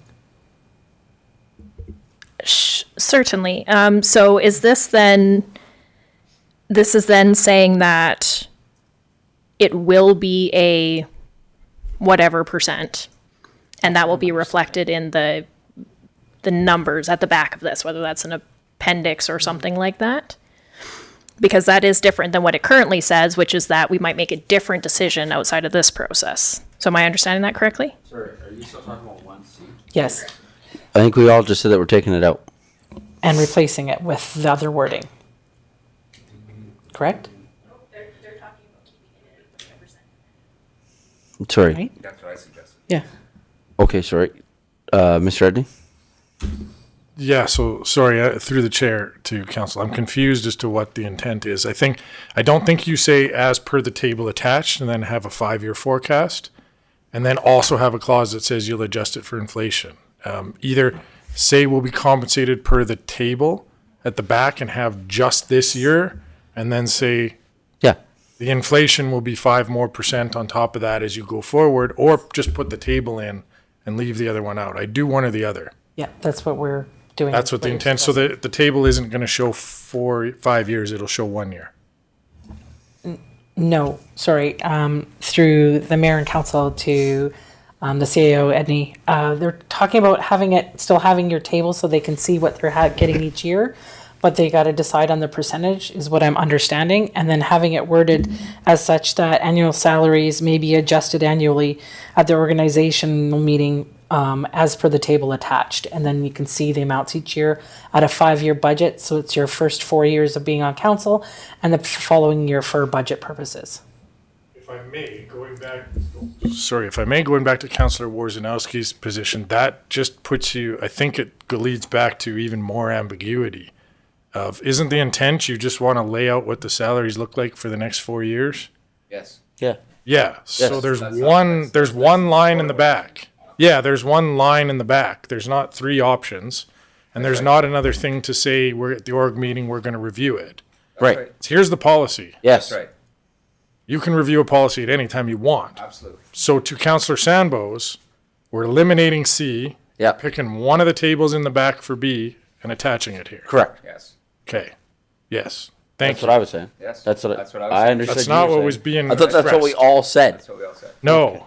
Well, No. maybe. We're at the Good. final result now. There is no longer a 1C, it's a 1B, and you will pick between the green, the pink, or the gray Yeah. before we're done Yes. here. Perfect. Thank you. Fantastic. Excellent. Okay, next. Councilor Warzanowski. Okay. Yeah, moving on. I do have a comment regarding number 2, if you want to bring that up. Ms. White, the group benefits. To make things also easier, I would just suggest, because I don't believe all the premiums here are actually accurate of what our current group benefits are, just reference the city one that we get. And that's, you can generalize it, but I don't think it's consistent with our benefits. Because I know I use these benefits and some of these premiums are different than what I pay. Unless my dentist isn't charging me the right amounts. I don't know. Ms. Vandermeer. So, go ahead. Okay. Yeah, go ahead. So this is the premium that's deducted from your paycheck, not what happens when you go to the benefit. But I'm paying for it, thank you. But in your point, again, I would rather we rewrite this to say elected officials membership in the benefits program as provided by the city, and you just follow whatever we do. If we changed healthcare from 2080 to 3070, you just follow along suit, and it doesn't put this policy off. So Okay. I think that's a good idea. Councilor Made that Sandbo. note. I just had a quick question about the best doctors and global medical assistance line item. From what I understand, that's for international travel, and so we were able to access healthcare anywhere in the world. I'm wondering if that's something that we need to have all the time or just pay for incidentally. I don't know how often we travel around the world, but yeah, or legislative or please. Sorry, it's right where we were just discussing required group benefits. It's right on the screen right now behind me. Yeah, if I can answer that through the chair to Councillor Schindler. This is something David right now is looking at our entire benefits plan, switching providers, getting prices. It's something, from my understanding, that is a very small premium every month. It generally just gets included with every benefit program, but that's something he's trying to maximize, is how much stuff we get for what we actually pay right now. So Yeah, okay. it may change. Well, it probably will change, so I think it's a good idea to take that table out. Just a thought. Yeah, no, I know where you're going with it. Okay. Okay. So then, any other comments about the policy high level? Okay, so the next step you're looking for from us for today is for the Governance Priorities Committee to accept the policy 837, being the elected officials' remuneration and expense policy for information, please. okay. Perfect. Any other comments, questions with regards to that then? Okay, can I have a counselor make the following? Counselor Schindler? I move that the Governance and Priorities Committee accept policy number 837, being the elected officials' remuneration and expenses policy for information. Great, thank you. Comments, questions? Great, call for the vote.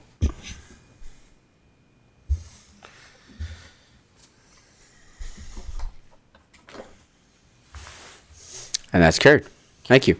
Our next one is, I believe, was coming from Mr. Fluker, but I don't see him in the room. So, Mr. Edney, are you able to speak to the sound wall repair? Yes, thank you, Mr. Mayor. So through the chair to council, yeah, Mr. Fluker was here this morning, but I said in the essence of efficiency, he could go tackle some other tasks this afternoon. So I'll present this RFD on Mr. Fluker's behalf. This isn't a RFD that council requested to come back, but this was an RFD that was presented to council back on November 19th, related to a sound wall on South Rainbow Road, just across from Waterford. Signage there, and there's some discussion around repairing that sound wall and the responsibility of insurance and the driver who hit it. Really why we wanted to bring this back was one of the things that came out of that discussion. I believe we asked for $71,000 or $73,000 at the time, and the question was, that seems, a fair bit high. So the challenge was to Mr. Fluker and his group to see what they could do, and we're happy to report back that with a couple of more calls around, we were able to find a reputable vendor who repaired the sound wall for $29,190 compared to the $73,000 that our first couple of phone calls made. And there's some pictures in here just to show if you've driven by. Yeah, it's not as faded as the other spots, but it blends in, looks functionally. It's a pretty darn good effort that the crew that did it put in. So we just thought it was a good opportunity maybe for administration to celebrate a little bit at being able to come and do something for, roughly a third or 40% of the cost that we originally asked for. So just wanted to share that with council and with the public. To the other point, this is with the insurance company. Because of the price we were able to get this for, we do expect a much more significant recovery of the funds we spent out on it as well. So just wanted to give you an update that this was a good news project, and we got it repaired and significantly under budget. Great, thank you. So the motion at this point is just to accept this for information. Great, thank you. Councilor Worzanowski. Thank you, Mayor Dean. Just before the motion goes up, I just wanted to make that comment that Kent reminds us of quite frequently, that when our budgets are exposed, you can see that this may be a coincidence, but 2 of the 3 bidders came in at just marginally under the budget, and maybe the third one that was awarded the work, they did a great job and considerably under budget. So let's just be mindful that we keep our budgets confidential when we go to bid. Thank you. Yes. Great, thank you. Can I have a counselor make the following motion, please? Counselor Sambo. Thank you, Your Worship. I move that the Governance and Priorities Committee accept the updated information regarding the damaged sound wall on South Rainbow Road for information. Great, thank you. Comments, questions? Call for the vote.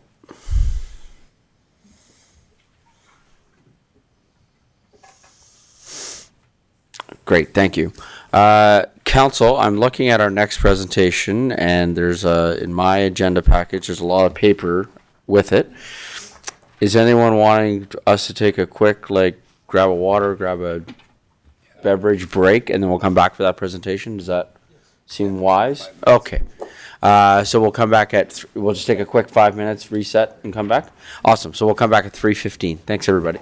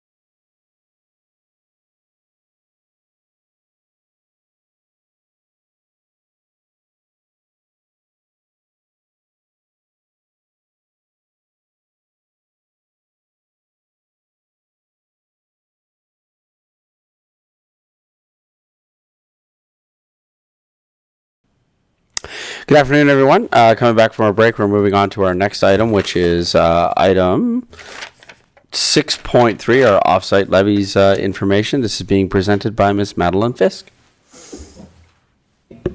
Great, thank you, Mayor and Council. Good afternoon. As mentioned, my name is Madeline Fisk. I am the community, I'm the community and growth coordinator here at the city. I just want to mention that all my comments today will be made through the chair to council. I know the package looks a little bit scary today. I will note that the presentation is not as bad. All of that is really just supplemental for your information. It's really helpful to have in your back pocket as you come to understand and learn more about the offsite levies.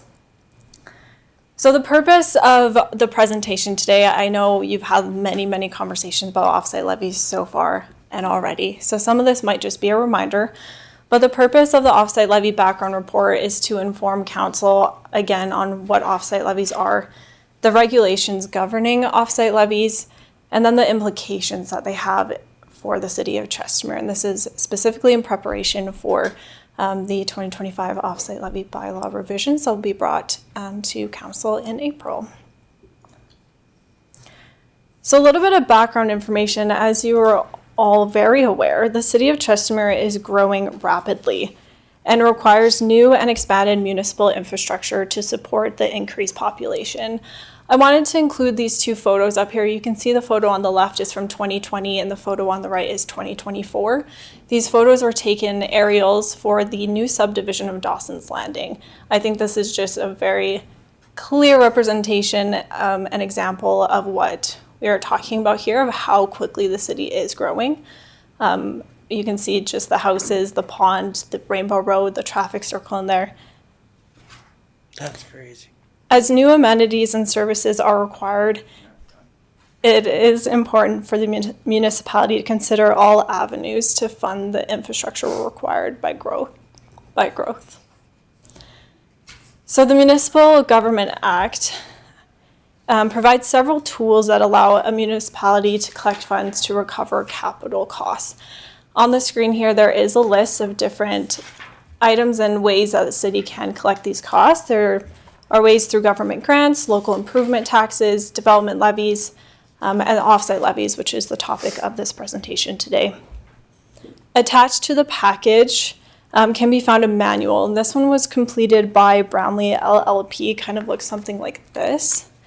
This manual explains and expands on what is highlighted and outlined in the Municipal Government Act. It is a phenomenal resource. We were so lucky to find this. It's titled The Offsite Levies, a Municipality's Manual for Capital Cost Recovery Due to New Development. A long title. It is a thick booklet, but it really just takes what is outlined in the MGA and expands on it and explains the principles in there. So I definitely recommend referencing that if you have any questions. In the early 2000s, the city adopted the offsite levy program as a primary method of funding. So on the previous screen was a list of different options, but City of Chestermere has implemented offsite levies as one of the primary methods. This program is set up to ensure that the cost burden of growth is borne by future population rather than by existing taxpayers. It is important to note, however, that although the developers initially fund the offsite levies, the cost of the levies are incorporated into the building lot price to be paid by future residents. So the offsite levies are regulated in the City of Chestermere by offsite levy bylaw. The current bylaw is number 009-24, and then the offsite levy policy number 320. This revised offsite levy bylaw for 2025, as mentioned before, should be brought to council in April this year. And it will have the adjusted rates to reflect population projections and the capital projects that were approved in this year's budget. Within the MGA, 8 different offsite levy categories are permitted to be implemented in the offsite levy regime. All 8 of these are listed on the screen. Only 6 of them are currently implemented within the City of Chestermere, although the library is currently under investigation as per council's request. Municipal infrastructure must be sized to support both current and future growth, And this involves balancing the needs of today's residents with long-term projections. The next few slides are just a few items that are important to consider throughout this offsite levy process. The implications. So the city already has a very clear process for calculating and administrating the offsite levies. It is fair and equitable to all parties involved. As specified in the MGA, a part of this process is engagement that is required with the development community. So we have about 5 different engagement meetings with them, so they're involved and have their say throughout this process. The offsite levies enable large infrastructure to be constructed and for the cost to be recovered by the benefiting parties on a per hectare basis. Next item is that the offsite levy project enables growth to pay for growth over a 25-year period, including the city's low interest rates. And then fourth one on the screen here is that developers have the certainty of costs of future infrastructure required to service their development. So these are just positive implications of the offsite levies. A few more items here include throughout this process is that the city requires resources to implement the offsite levies effectively. This process spans approximately 7 months. So we begin in September and then we bring the bylaw to council in April. It is a long process. We do work and engage with the development community, so it is just important to note that it does require resources. The next item is offsite levy infrastructure required for future population needs to be in place prior to a development. Offsite levies are collected on a per hectare basis and as such will not be collected in full until the development is complete. So what that means is it's likely that there will not be sufficient funds in an offsite levy reserve to fund that infrastructure when it's constructed. As a result, the city will need to go into debt to fund the infrastructure until it is paid off through the offsite levies when the development is completed. Yeah, of course. Is it okay if I jump in quickly? Sure. So thank you, Mr. Mayor. Just to jump on Madeline's comment there is, that's one of the things we sort of talked at budget time is, and something that as we get through the budgeting process and get through the capital projects process and relook at the offsite levies is the offsite levy model provides a mechanism to fund, but it doesn't happen until everything is developed and things have to be put up front. So when we have to go take on debt that counts into our debt capacity limit, it then hinders our ability to do projects outside of the offsite levy. So this is one of the challenges that Chestermere is facing right now with our significant growth is yes, development pays for development, but it's not necessarily paying for development on the same timeline as the city's paying for it. So this will be something we'll circle back as we get finance more involved into more comprehensive understanding for council of how this works on the debt side as well. So just wanted to point that out because we did talk about that in some detail during budget time. Okay, thank you, Councillor Worzanowski and Councillor Sandbo. Thank you, Mayor Dean. And through yourself, the chair, to Mr. Edney, just to comment on that and to our presenter. Offsite levies are sometimes pre-funded as well, and I'm sure because they are a consistent fund that they're easy to borrow against in any event, regardless of the cash flow position. Is that correct?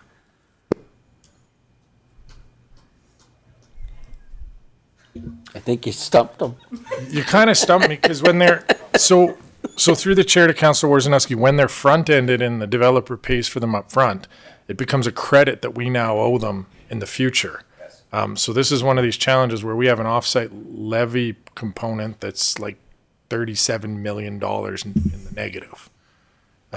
So yes, it works to some extent to do that front ending. We can't really borrow against that because it's not a credit out there per se, but it's something that if we can encourage developers to do, and that's what they've been doing. But there's only so many credits in the future that any developer is going to be required to pay. So generally what they'll do is they'll front end what they know they're going to have to pay in the future to get something built now versus later. But it's not a perfect process, I think, in the way maybe your question's leading to, or my answer's not necessarily answering. I think I know why I stumped you, because I tucked two questions into one. When you're front-ended, obviously the bank wouldn't lend you money. If you're back-ended, the bank likely would, based on your cash flow position. So that does answer my question. The reason why I did mention the front-ended is that we've had presentations from other potential developments that are looking for some, I wouldn't use the word forgiveness, but some understanding on when is it required to pay the OSLs when they move forward with development, because some developers have that ability while others may not.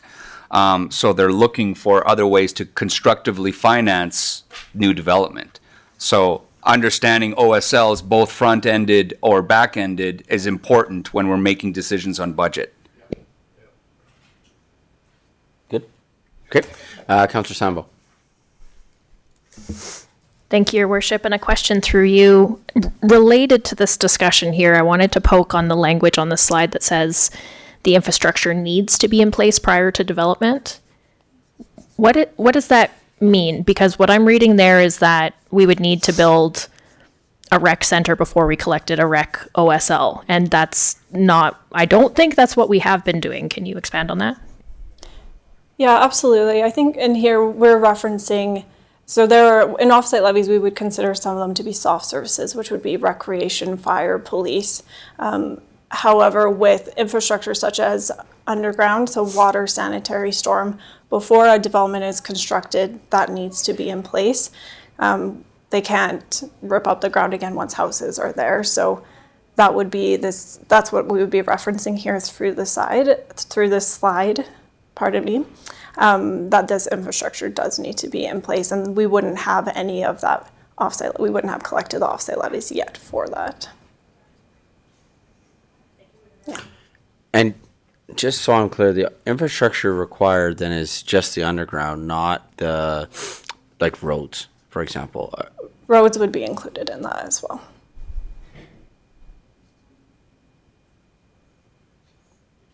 So, sorry? That's not my point. I get that point. Well, what about then the surrounding in some of the situations that we're facing right now, right? And the timing of when Rainbow Road South was done, Chestermere Boulevard, the massive development that we've seen. So that's why I'm confused. Mm-hmm. So I get the fact that I got to get to the house. I'm there, right? I guess I'm meaning the around there. Again, a very wise person in this room once said, we just don't stop at a road and it falls off the cliff. We figure out where the car goes after that, right? But like, that's what I'm trying to figure out, right? Is like that, I guess it's the infrastructure around that neighborhood. Does that make sense? Yeah, I think through the chair, I think I wouldn't take that statement on the slide as an absolute to apply to everything. I think what Madeline was getting at is, yes, the sewer needs to be in place. Yes, the stormwater needs to be in place. For something like Rainbow Road, it's a different thing because there was already a road existing there, right. But the new development needs a bigger road, which doesn't necessarily have to be there ahead of time because people can use the other road, although it becomes congested and cumbersome. So it's not a perfect, it's sort of the way we're going to use offsite levies to fund the expansion of Chestermere Boulevard. Yeah. Right? Chestermere Boulevard's already there, but as the new development comes, you need to have a bigger road. So it's not a perfect correlation if that's the right thing. And yeah, and to the other point of soft services, some of them you can't fund with local improvement taxes and that kind of thing. So again, it's not a blanket statement for everything in our OSL model, but generally that's our challenge. When you look at our big projects, it's sanitary, it's stormwater, it's water, and it's roads inside those developments that take up the majority of these funding mechanisms that do need to be built. I mean, that's Clearwater Park. Look at how much money they're putting in without having yet got a house that anybody can live in. So I think that's more the point that we were trying to get across. No, and I'm with you. I guess the reason why I think it's jumping out so much is, again, at the Big Fun Planning Night last night, right? There was, I would say that a resident didn't come up and say, oh, OSL infrastructure required for future. That's not what they said, right? But some of the residents I spoke with last night, and I know that some other councillors up here as well that they spoke with, they would read that. Had they read that yesterday at 2:00 and then came to the meeting at 4:00 at 4:30, sorry, they would have had a lot of the similar questions that I'm asking right now with regards to that. So with regards to that infrastructure that's surrounding, right? So again, to use those other examples of things that are happening, because we are already, for example, getting those questions with Bridgeport, right? So we got Bridgeport coming. We still haven't, we've put it in our budget for this year, so that's good. But from a resident's point of view, they're kind of looking at us going, what about Rainbow Road North, which now we've approved a budget for, right? What about Chestermere Boulevard, all those sorts of things. That's all I'm getting at is when residents are reading this, and these presentations are as much for residents, in my opinion, as they are for councils. That's why I'm looking for a clarity on that explanation, because I think the 7 people up here have a pretty good understanding of OSLs and infrastructure, and some of our questions come from, we represent the residents on the other side. And I think that this is a question that residents have of how did we end up with all of this development and we don't necessarily have all of the road infrastructure around it to support what was done. That could be their opinion, sure, but I think that's where that question's coming. At least for me, that's where that question's coming from. Councillor Ryan, I think I saw your hand up. Councillor Ryan. Yeah. I thank you, through your worship, to Ms. Fisk. My question is around transportation. If you could elaborate on what are some of the things that will come under transportation? Pardon me, but are you asking what kind of projects would fall under transportation? In general. In general. Yeah, so this would, any capital costs that would benefit the city. So that would be arterial roads, that would be Rainbow Road, Chestermere Boulevard. Is that kind of what you're asking? Yeah, thank you. And how about bridges? Yes, bridges as well. So this is important, and I think there are so many nuances when it comes to offsite levies. So what's very important is understanding certain regulations when it comes to expansion of roads as well as bridges. Not all of that falls within the offsite levy. So we would allocate some of the funds that would benefit future population, but a lot of it would benefit the existing or current population. So there are bridges within our model, but they're allocated, they are not 100% allocated to being funded through the offsite levy program. Mr. Redney. Thank you. Thank you, Your Worship. I want to go back to your question that you just had prior to Councillor Ryan's. The answer is available money. So the reason that Rainbow Road isn't done before Dawson starts development is we don't have money for it, right? Like, that's part of what Madeline was talking about earlier is we're only collecting these offsite levies as those pieces start to get developed. So if the city had an infinite pile of money, yeah, we could go build all these roads, get all the infrastructure in place, have everything twinned, have a bigger bridge across the lake, and then worry about over the next 30 years getting our money back. But we don't. So that's where that becomes that challenge of often those pinch points that residents see in the major roads don't happen until later in the model when we've collected those offsite levies in from all the development that's happened. And it kind of creates challenges for the residents, but it really comes back to our ability to bring that money in for us to actually go be able to do that project. So that's really where the answer is these are such costly projects that it takes us a lot of time to actually collect enough money to be able to go do them. Well, and I think, too, to that point, I wonder if, as we're moving through this MDP process and as we're having these public consultations, I wonder if there would be a value to having a brief brochure, pager, one-pager, something that explains what you just said. Because, again, I will say that a lot of the questions I got from residents last night when it came to NDP development and questions that certainly we get has to do with exactly what I was talking about. And so I wonder if that educational piece for people where we could go, this is how an OSL works, right? Like, I just wonder if that, and maybe there's no value in that, maybe people only care when they come and talk to the mayor. But I know, speaking with the other 6 councillors, that we've all had similar conversations with residents about this exact issue. Mr. Edney. Yeah, just through the chair to council, I would say this will be step one of a Right. multi-step process of starting to educate yourselves as well as the public on really the mechanism on how this works and being transparent into the challenges we face through this program, right? It's not as simple, and I've heard it even here since my time is here. It's really simple. Growth pays for growth. But growth also doesn't have an unlimited pile of money until they start selling lots and getting Right. people in the houses. So again, it's not as simple as just saying that's a growth project. They'll pay for it before everything happens. There's that back and forth balance of timing of when you have the money to actually go do these projects. So that's what our hope, I think, out of this is step one of here's what OSLs are, and then we'll start coming back with some more detail around the intricate mechanisms of how they work and how it works into the larger finance model. And I apologize for kind of beating on this point.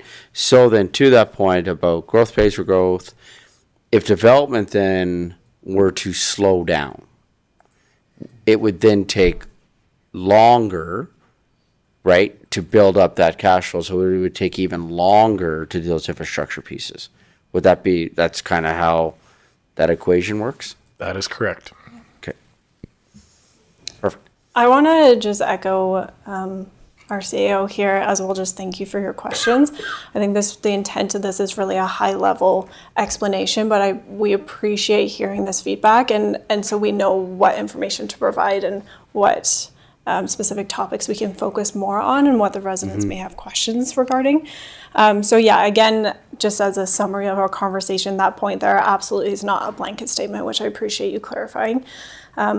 Certain infrastructure is required before development, but not all, and that is dependent on what we have in the reserve and what we're able to fund, which is why often developers opt into front end a project, because they can do it in their timing and they can receive credit for that. So to further expand on these implications, I have a few tables here. The first one is just a comparative for the municipalities in the region. As mentioned before, there are 8 categories that are permitted under the MGA for a municipality to collect offsite levies under. I did have them in order from the amount. Calgary is the municipality in Alberta that collects one of the municipalities that collect the most offsite levy buckets in Alberta. As you can see, they collect 7 out of the 8 that are permitted. Stonemere falls right underneath that. We currently collect 6 and are considering a 7th. For Airdrie Cochrane, they collect 5. Okotoks, Strathmore, and Leduc collect 4. Spruce Grove and Beaumont collect 3, and then Rocky View County collects for transportation. It's important to note that for a project to be adopted or for a bucket to be included in the offsite levies, the city must have statutory plans and other documents that support the need and benefit of that facility. When municipalities consider implementing these soft services, recreation, fire, library, and police, it is especially important to follow this process. So on average, for these 10 different municipalities, they collect about 5 or 4 of the offsite levy buckets. So the next slide here has the same list of municipalities. There are 10, and I've listed them again from greatest to least in the average per hectare rate that we collect through the offsite levies. We felt it important to show council just the price comparables in the region. I do want to note, however, that it is very tricky representing this in a table. There are a lot of different items to consider. One is the table I had shown previously. This is not an equal playing field. Not all of these municipalities collect the same buckets, and so it is a general statement rule, something to consider. The more buckets you have, the more your rates are going to increase. It's just going to be more expensive. It's also really important to note the reason why why these numbers are approximate. In each municipality, they are split into offsite levy regions or areas. Not every area in a municipality benefits from the same infrastructure, so they're not charged the same. And so that's another item here is some of these are just averages, some of these are approximate. Different municipalities will also charge different rates if it's industrial or commercial. In the city of Chestermere, we collect one rate all around for industrial, commercial, and residential. But again, you can see that the city of Chestermere collects between $246,000 to $402,000 on a per hectare basis for new developments, which falls right around the same range as the city of Airdrie, and then significantly more than the rest of the municipalities. Councillor Grant. Thank you, Mayor. Through yourself to administration, I've been kind of waiting for a proper spot to ask this question, and I'm not quite sure if it's going to come, so I'm just going to jump in and ask it now. And that is, how does the offsite levy program or system relate to affordability? So what I'm kind of gleaning from the information is that the more buckets we have, the more we collect, the more money gets added onto the lot price, which increases our home prices. Is that a fair statement to say? What I can... I know it's really complex. No, that's okay. What I can comment on is that is something that we've looked into. We've tried to investigate to see the exact correlation between the lot prices and offsite levies. As of this moment, we don't have enough information to really comment on that, but we can be certain in knowing that these developers are not just pulling from their own pockets, and that cost does just trickle down to the buildings and the lots they sell. Mr. Edney's hand went up really fast. Thank you. Through the chair, Ms. Fisk was answering that in a politically nice way. No, not $1 of this will ultimately come out of the developers' pockets. It will be passed on to the homeowners in some way, shape, or form. They aren't in the business of losing money. So you're correct. The higher offsite levies are, the more it goes into the homeowners. But then it becomes that challenge for administration to make sure that those offsite levies are accurate, right? Like there's a lot of infrastructure that needs to be supplied in some of these new areas. Think Clearwater, of how much work is going into bringing infrastructure into that area. So I guess what am I trying to get at is it has to be passed on. It has to be captured somewhere. And that's where our job is to make sure that we're doing it as accurately and as cost efficiently as possible too, that we're not over collecting. We don't want to over collect and have that passed on to homeowners that shouldn't be paying it. And we don't want to under collect either and then end up the city and our current tax base paying for those infrastructure upgrades. So that was a less politically correct way of answering the question. All right. I would like to add as well, Catherine Doherty, Manager of Infrastructure and Planning here at the city. To Madeline's point and to Councillor Grant's question as well, this is something that developers bring up to us often because there is a component of what makes someone want to do a development in the city of Chestermere because there are limits of how much a single family 2-car garage house can cost. And what we're seeing in the city of Chestermere as a reality is that a single family home in communities, in our new communities, can easily hit $1 million. And those aren't lakefront properties. Those are just what would be considered a typical home. And part of that we are hearing through the engagement sessions that Madeline is expertly running is that our offsite levies have a direct correlation to that. The amount percentage depends because if your lot is closer to the lake or if it's farther away, that lot price is going to be different. But they increase significantly with these. So it is something to be cognizant of, and it is a rhetoric that I believe Madeline has also very well explained, and we're trying to change the messaging around that developers are funding these to our CAO Kent Edney's point. They aren't. It's our future residents. Ms. Armitage? The planner and me, the way I understand these, the way I think about it, is the developers are basically paying a pre-tax for future landowners. And that's how the current residents aren't paying that tax.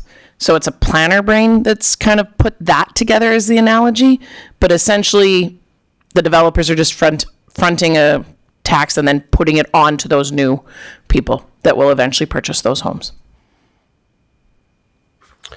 That's good for now. Thank you. You good? Yep. Okay. Everybody's good? Okay. So we've already touched on this item here, but now we'll discuss the risks of what an offsite levy regime in a city will bring. As you mentioned previously, the mayor, the collection of offsite levies is completely dependent on growth. So if there is slow growth, we collect less offsite levies. If there's rapid growth, we collect more. With the higher rates, it definitely makes the city of Chestermere a less desirable place to develop. I think this is a part of my experience with engagement of the development community. A lot of concern is being brought forward of the increase in rates.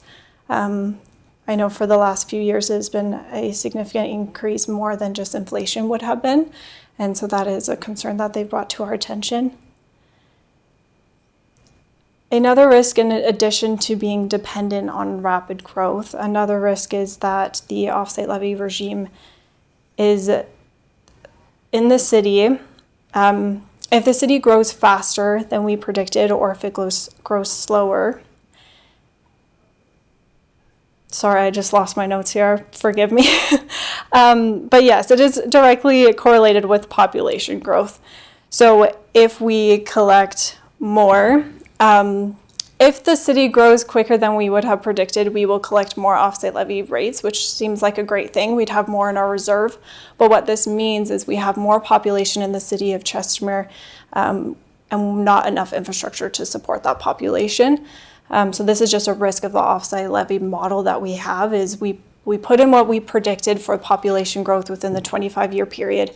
If we grow twice the amount, we have more money, but less infrastructure that would be required.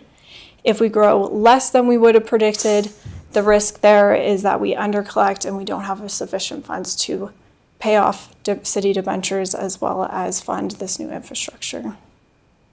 Councillor Wozinowski. Thank you, Mayor Dean. And through the chair, through administration to you, Ms. Fisk.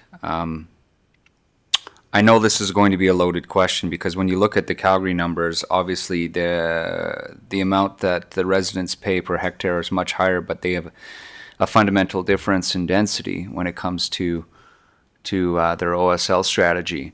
So my question, while vague, maybe you can help answer it, is because if you ask the developers, before I ask the questions, if you ask the developers one is too much, I mean, the answer is always $1 is too much, right? So how do we judge, other than market factors and relationships, whether if we increase our OSLs to the point where development now becomes undesirable for our development community? How do you evaluate that? Okay. I think there are a lot of different things to consider in that, for sure, and I agree with your statement that developers, it's important to consider all different avenues. The way that we have been focusing on it is our comparables and our competitive municipalities in the region. So what Okotoks or Cochrane or Airdrie would be implementing. And we work very closely with BUILD, which is that organization within Alberta collects information from municipalities and represents the developers. We are in discussion with them to ensure that we have information from other municipalities and knowing what their funding sources are, and yeah, that's how we would consider that. My comment as a resident would be, we are still seeing significant growth, but we're also seeing some of the home builders offer discounts and reductions, which may be indicative of Chestermere slowing down in regards to their growth. So that might be some simple metric that we might want to include as part of evaluating what our OSL levels need to look like when we're putting commercial or residential homes in this community. Ms. Chardonnay? So yeah, thank you, Mr. Mayor. Through the chair, this probably isn't to council. This is to my administration. I'm probably looking more to Kate or to Liz. But I got a general comment. So we've been hearing that, you know, we hear from the development community that our offsite levies are too high. But really, it's providing the infrastructure they need to build their communities. So my question, without, again, knowing only a little bit more than maybe some other people, is where's the disconnect? Like, we're not collecting these levies and just holding on to it as a tax and spending it on something else. We collect for a sanitary sewer system. We actually have to go build the sanitary sewer system. And there's a process with the developers to report back on what the budget was and what we spent. So this may be a loaded question that's outside of this, but I'm sure there's people thinking this of where's that disconnect? Like, we're not collecting these to fix up City Hall. We're collecting them to build the things that they should have to build to get people in the homes. What's the disconnect? For sure. I do not want to speak on behalf of the builders. I'll make that very clear. I work at the city. However, my understanding of it and where I can see that disconnect, I've asked Madeline to bring up the table again. So there is a lesser disconnect between our development community partners and ourselves when we're talking about those, I don't want to really use the word hard, but hard services like transportation, storm, sanitary, and water. You need those things to build homes. If you can't flush a toilet, if you can't drive to your house, no one's going to buy that house, right? So those are absolute needs. When we get into recreation, fire, library, and police, it's more nuanced, because there are other funding mechanisms that a city could implement to construct those services. So you can look at grants and collaborative funding models and just a more sophisticated model. To date, from my understanding, the City of Chestermere funds our capital projects like this exclusively through offsite levies. The question really is that the right decision moving forward? And as we add more buckets or we increase those costs and we only fund them through the one mechanism, we see the greater divide with the build community. Thank you very much. That was perfect. Yes, because I Councillor didn't Grant. understand the hard versus the soft. Councillor Grant? I was just trying to, so I understand why they're saying that, and I do have some sympathy for that.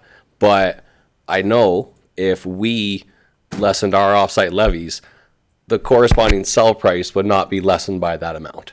And that's kind of the problem and the juxta of the problem we're in here. So I just kind of wanted to bring that up, that I agree that is, and it's driving our house pricing up, and I would like to do something about that. But I fear if we do, we're just going to leave money and the developer's going to pick it up and say thanks and walk away. Yeah, that's true too. Do we, on your point about, we haven't really had that conversation, so I'm thinking about the fire hall, for example. So if the fire hall was something,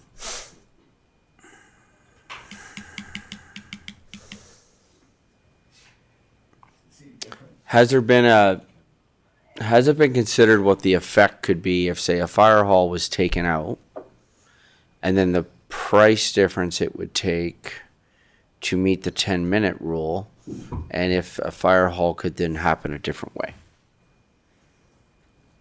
That may not even be a question for you. I was just... No, I don't fully understand your question, but I can share some information that I think is valuable. I will say that the build community has seen the fire hall study that will be coming to council here in a few weeks. And overall, we have seen great support from the build community towards building a secondary fire hall because of that 10-minute rule. Yeah. Because in our regulations, if a home is constructed outside of that, and now we're getting development services, so like I'm going to walk on light water there, not quote anything directly. If we are seeing development outside of that radius, then there are additional building codes that have to be met, right? So the siding could be different. There has to be sprinkler systems and things like that, and that is added cost to a developer, right? So they definitely have metrics in that they understand where that tipping point is. And when we shared the original study with them and the recently finalized version of what will be coming to council for acceptance there, we didn't have an extreme pushback there. And I could say that they are generally in support of adding that offsite levy project into our capital plan and collecting on it, because it has it has advantages for them as well. And I think from the city's point of view, our business model is always resident safety and benefit to the residents, and their business model is different, and that's okay, but they can work in conjunction with each other when there's mutual gain. Great. Thank you. Mr. Edney? Thank you, Your Worship. A question through council. I had a brilliant idea. Actually, no, it was Liz. Liz had a good idea, that just wondering if maybe a motion coming out of this after council might be interested in having build or somebody come and talk to you about their perspective of what our Yeah. offsite levy models look Be like, great. what the challenges they perceive that they're facing that we could help address versus us sort of, it's not speculation for them because they've actually talked to the builders, but might be nice to hear it straight from I think it's a great idea. their mouth of what their perception of our OSL program is. Sure. Okay. Just a Thank you. suggestion. We'll go back to you. Yeah, I can say that's a great suggestion. I definitely have heard that feedback from the build community. We had a meeting, actually, engagement meeting just last week, and that's something that they had brought up is they would appreciate the conversation directly with council with some of their concerns and questions. So maybe I'll just reiterate and repeat the risk here, which we've already discussed, but the risks associated with the offsite levy regime really are two. One is that it's dependent on growth, and that's something that unfortunately we can't necessarily predict further than a 2-year window very accurately. In addition to being dependent on growth, another risk is if our offsite levy model is dependent on the predictions that we make. So if we overcollect or if we undercollect, there are risks associated with that as well. Luckily, we are fully aware of these risks, and there is mitigation in place for these. So to mitigate the risks associated with this dependency on growth, specifically with rapid growth and development, the city should continue to use and utilize comprehensive funding models that incorporate multiple revenue streams. This echoes Kate's point previously that offsite levies are a great option and a funding source for infrastructure, but it's not the only option. By considering alternative funding sources such as grants, local improvement taxes, and voluntary levies, the city can ensure sustainable infrastructure financing. And for the second risk, administration, we revisit this offsite levy bylaw annually. So if there is any risk in us over-predicting or under-predicting, we will come back to that the next year. We will revisit those numbers. We recalculate our population predictions to ensure that the appropriate rates are set, to ensure that the project timing is accurately linked with the growth, and that the capacity of the infrastructure is adequate for the population of Chestermere. Can open it up now to further questions if there are any. I think we've had a few. Councillor Grant. Thank you, Mayor. So I have a question / statement. I know, weird. And it has to do with that chart that we had about the offsite levies and how they relate to residential versus commercial. And I know we've had this conversation before. I think I've been in Mr. Edney's office pounding on his desk about it. And that is, we talk about how we need more commercial development. And what I was pounding on his desk about was, we say this, but what are we doing to get it? And my thought is, have we looked at reducing the offsite levy for commercial property? And I understand that there may be some money left on the table if we do that, but maybe the residential portion gets offset by it. What I want to try and do is we need to figure out how to incentivize these builders to build more commercial, or we're never going to have it. We're just going to get I'm building a residential development and you're getting your liquor store, your weed store, and gas, and that'll be it. So I think we need to put a real amount of thought into what we are going to do to attract that and to incentivize that kind of development, because what are we, 95%, 5%, 97%, 3%? I'm not quite sure. I've heard both metrics, but they're both sad. So again, we can't talk about things. We need to start doing things because they take forever to do, and we just need to get on it. So I would like to see some, I can't speak for council, but my opinion is that we should be trying to figure out how to do this, and I think this is a good mechanism to start. Sorry, no question, just turn into a statement again. We like that. Thank you, Councillor Sandbo. Thank you, Your Worship. I just happen to have this here from 2023, alberta.ca. The percentage of municipal properties that are classified as residential. Chestermere 2023 was 95.29%. Yep. Yep. The ratio of taxes that was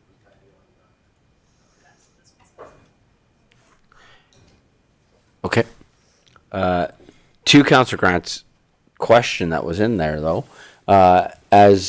would that be a process that council could consider during the review of the OSL bylaw, or no? So his question had to do with, like, is there a way through OSL to incentivize business? What was that your question?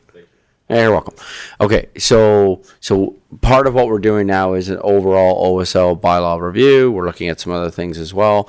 So is that the part of the process, to Councillor Grant's question, where that could happen, or that is not a part of the OSL bylaw review process? I would say absolutely it can happen. Will it happen for this year's process? No. Yeah, we won't have the time or capacity to include that in this year's revisions. Sure. But absolutely, that is a part of the offsite levy process, and it has been done and is being implemented in other municipalities. So if that's something that council wishes and directs administration to do, we can look into it. So would that be something that council would do now then for later, or is this something that we would conclude working on this bylaw now, and something that we would, if Councillor Grant wanted to make said motion, right, and then test the waters and see how council felt about it, right? Is that something that he would do now, or should we finish off this year's process and then have that as a later conversation? I'm not even suggesting you want to do this, Councillor Grant, so I'm not putting you on the spot. I know. So I'm just asking, I guess, just a process question for Councillor Grant. Ms. Armitage. One of the comments I heard quite loud and clear yesterday during the MDP discussions, both with the stakeholders and with the community, was we need to deal with this. Even talking about wanting density, not being opposed to it, which kind of surprised me, to be honest. Need to deal with this, sorry. Our differential between our Okay, commercial, industrial, and our residential. I think that the solution and the incentives, because that was actually something that came up a lot of, I point blank asked our developers and the people in the room, how? And they all kind of dodged the question because it's a hard question. I think the question is bigger than just the OSL model. I think that that is one piece, absolutely, 100%. I think that could be part of it. But I also think that this is something that we need to involve Nimish, our economic development manager, in on this conversation. I think it is so much bigger, and it falls a lot under the MDP as well. And one of my comments on every draft of the MDP I've read so far on this subject has been how. Don't just say we need to investigate this. That's the point of this right now, is we need solutions and strategies. And I believe we have a conversation coming up with council on the MDP. And I think that we need to look at it there more so right now, because that document has a bigger impact on everything, and get some real concrete suggestions. And if that means that workshop is focusing on that exact topic, great, we'll do that. But it is, without that how, we're doing nothing. But, so to your point then, could a councillor, possibly named Grant, make a motion along the lines of council asks, or Governance Priorities Committee asks administration to begin investigations on how to incentivize businesses to come, incentivizing business to come to Chestermere, and to bring a report back to council by the end of June? I would suggest through the MDP, we're already doing that. Sorry, say it again? I would suggest through the MDP, that work's already well underway.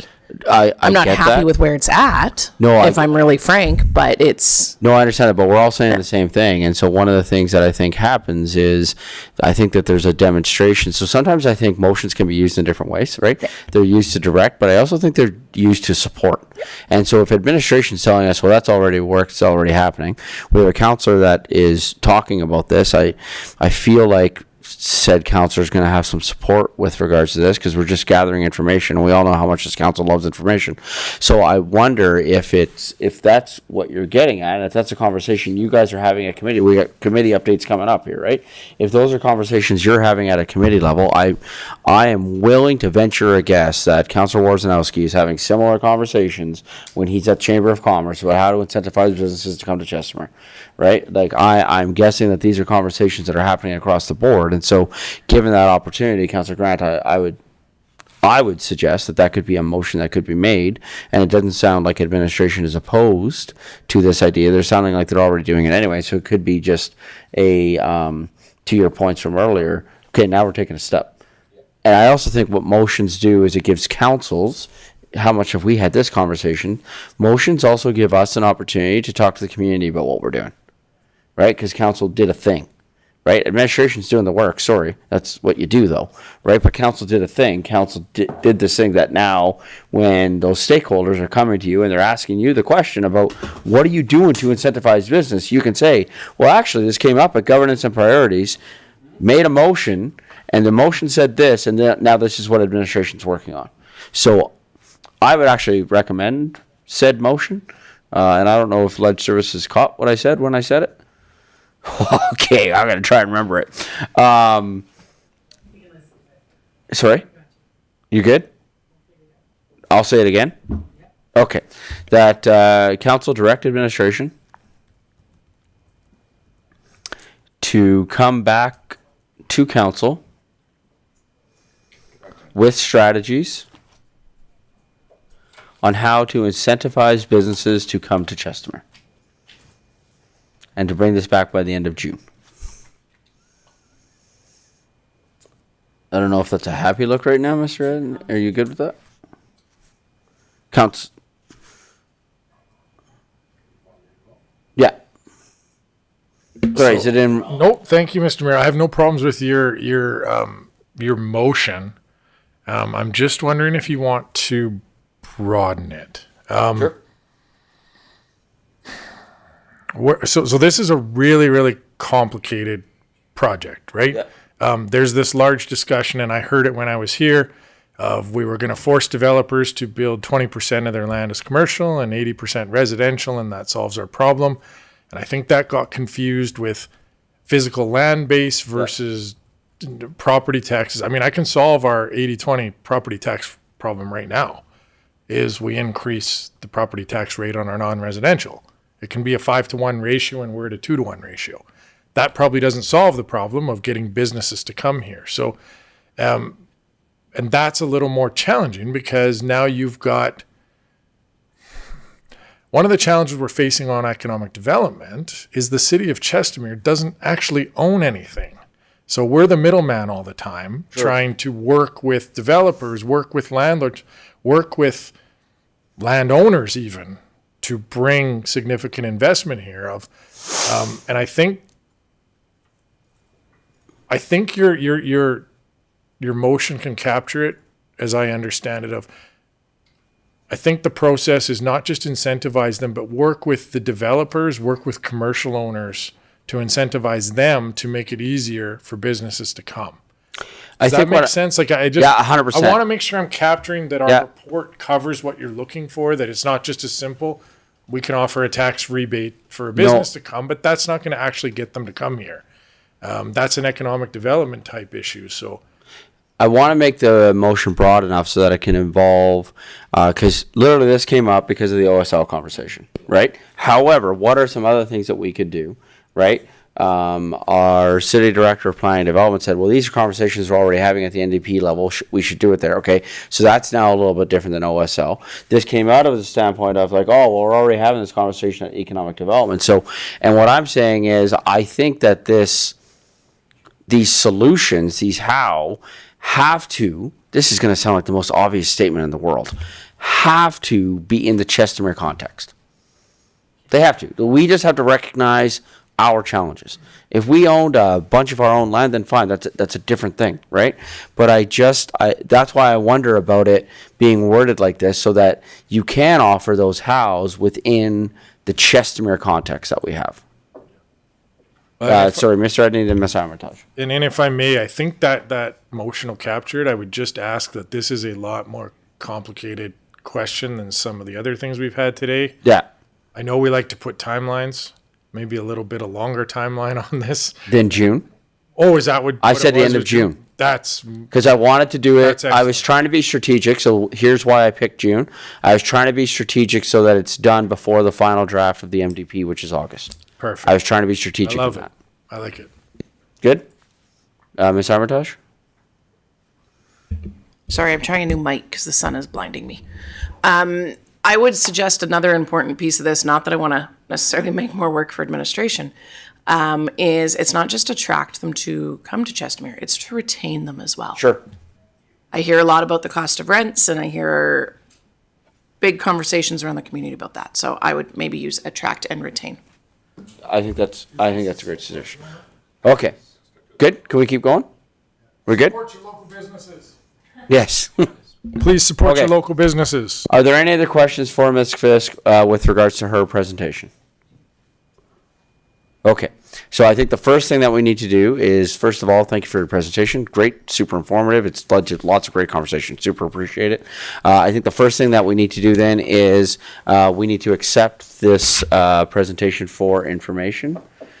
So if I can get a counselor to make the motion when it pops up on the screen. Great, thank you. Can I have a Counselor Narayan? So move that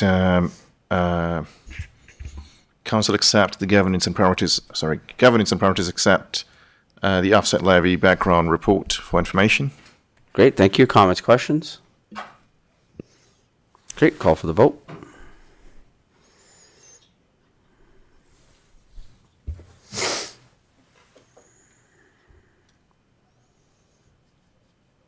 That's carried. Thank you. So I think we have a next proposed motion, and Councillor Grant, can I turn this over to you since you had started that conversation? Is that okay? And feel free to wordsmith away. I was trying to capture what you said in a motion.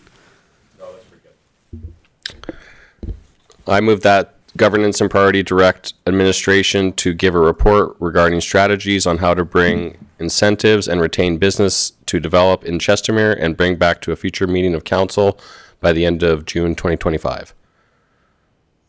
Administration, you good with that?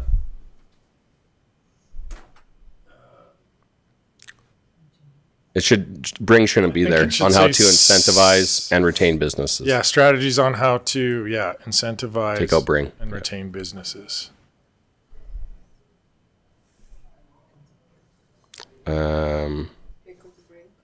Take out to bring and change incentives to incentivize. Yeah. To provide incentives. There you go. Okay. Would you like me to restate it? I think it's one word. I think we're good. Administration, it. are you good with it? Okay, I think- Council, is everybody good with the wording on this? Yep. Okay, Council, any questions, comments with regards to the motion? Councillor Narayan? Thank you, through your worship. And again, maybe this is just for, administration's side notes, because initially how it all started off is when Councillor Grant talked about us, maybe tweaking the OSLs in order to incentivize. So maybe part of this would be, trying to see if there's even a correlation between the two. Sure. Right. All right. Cheers. Great. Yeah. Do lower ourselves If that- incentivize them to come. Yeah. Yeah. What I think too, we've seen a demonstration from our administration when they do things like this, they will often present even a short, medium, long term, right? So Ms. Fisk pointed out, she's like, listen, there's no way we're getting this done before April, right? But this could be something that possibly in for 2026. Okay, great. Any other comments, questions with regards to the motion? Great, thank you. Call for the vote.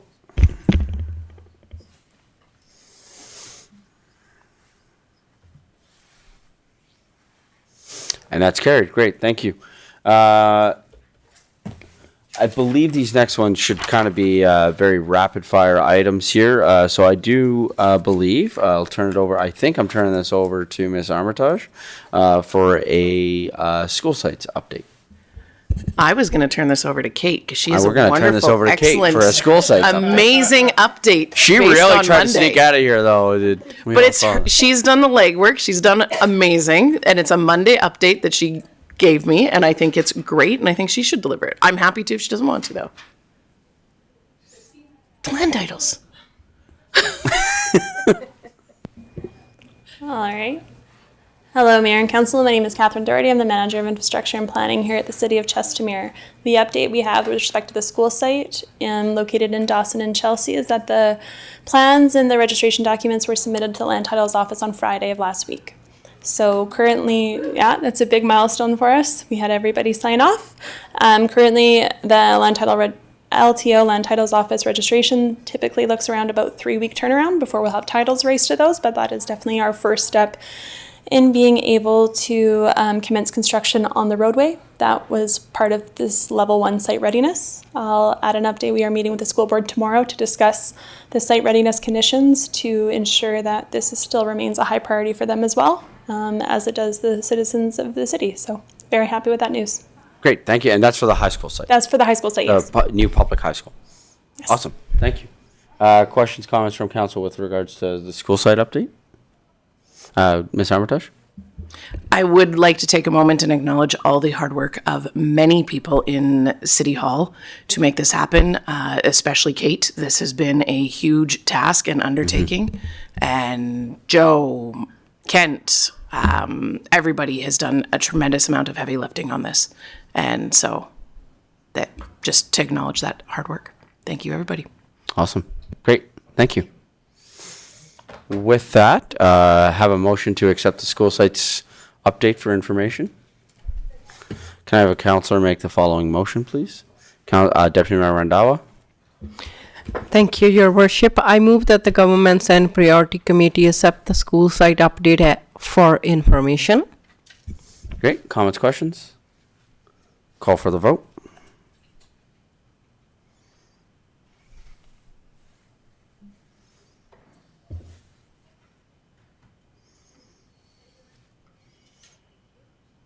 Great, and that's carried. Thank you.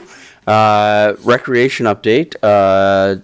Councillor Grant, are you able to give us a quick update on some things that are going on there? Absolutely. Thank you, Mayor. So update on recreation. We have been moving forward with both subcommittees. We are looking at funding models. We've had consultation about what the best layout of the project would be. Now we're looking at the amenities and the funding models and the operating models of how those all would work. And we expect to have that information coming back to committee within a couple of weeks, I believe is our next meeting. In addition to that, we actually called a special rec meeting, I like to call it. And it was in specific reference to outdoor recreation that is not organized. And I kind of like to call it like spontaneous recreation, where I feel the city can do a better job of providing activities, games, outdoor, where families can go and congregate. And we had a lot of great ideas brought up in that meeting about skate pass and ice rinks and even like milk jug curling, stuff like that. You know, we didn't really dumb down to all the ideas, but we kind of wanted to address that. You know, I really felt we didn't hit the mark that we should have this year when it comes to the recreational amenities and the things that we offered to our families and residents over the winter. And I wanted to address that, and I wanted to do it in a wholesome way that was collaborative with the community, but then also brought it in to the council and administration, where we can direct administration to do something concrete and long-term. So we were able to come up with a bunch of ideas. Kathy is compiling that information, and we're hoping to send a report to council for us to digest and send to administration for them to put their eyes on and cost and, you know, maybe drag us back down to the real world. But I definitely felt like we could do better for our residents on that front. So we specifically looked at winter, but we are going to look at summer right away too. And it was very exciting for me because I have a family, I'm out in the community, I'm very active. I think that a large part of our identity is recreational based, and, you know, we need to get down to that. And like I always say, we also need to just get some things done. So I really wanted to get some tangible actions out of that meeting, and I think we did, and I'm excited to put that forward. Great, thank you. Councillor Sambo or Councillor Narayan, anything to add from that meeting? Great, okay, thank you. Sorry, Mr. Redney. Thank you, Your Worship. I also have a little bit of a rec update. Administration met with Rocky View yesterday.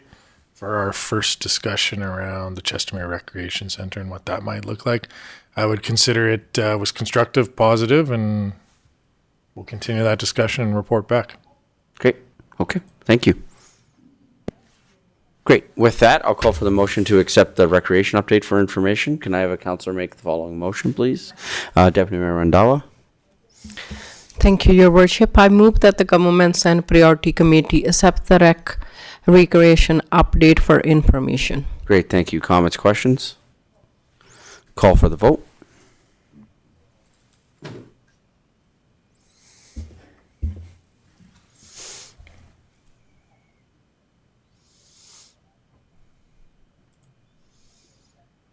Great, thank you. And then just committee updates. My name's first on the list here on the agenda, so I will start. Deputy Mayor Randhawa and myself continue to meet on the regular basis with our Mayor's Task Force for Not-for-Profits. We actually met with them. Our last meeting was the day before the budget release, and so Councillor Randhawa and I were aware of the exciting project that was coming with regards to the new how we're looking at having our CSS department move down the street. We're looking at that project, looking at creating a bit of a hub, and we had that meeting the day before, so we said, watch the agenda tomorrow because we can't say anything. It was very hard because those are some groups that are going to be impacted by that project, and so we are going to be meeting with that group again here in a couple of weeks and really start to dig in and have some really good conversations now of some actionable steps of how the city and our not-for-profit sector can continue to work together. Deputy Mayor Randhawa, anything that you would like to add to that? No, I'm good. Great, thank you. Councillor Ryan, from any of the committees that you're sitting on, any updates that you'd like to share? Yes, thank you, Worship. Three to members of council. Just a couple of things, and this is with respect to the Police Communications Committee. We had a guest, our school trustee, Shally Buzak. She came in and we had a fulsome discussion on school safety and the possibility of SROs, these are your school resource officers, being inserted in some of the schools in Chestermere. So that's something that she felt that the school board would definitely participate in. So we've kind of given her some marching orders to see what that looks like and who pays for that extra officer. So as soon as I hear something back from them, I'll definitely bring that back to council. Just one more thing that I want to go over that a resident brought to our attention is the lack of signage at the dog park with respect to cleaning after the dog. Apparently, compliance is pretty poor. So I don't know if we need some sort of formal direction on this, but if staff can look into proper signage along a dog park, and that'll be it. Thank you. Great, thank you. On that note, I had the opportunity to attend the parent council meeting at CMLS, where that topic also came up, and there are some meetings that are happening this week that are happening with RCMP, Rocky View Schools, us, just to have that conversation of what it could look like.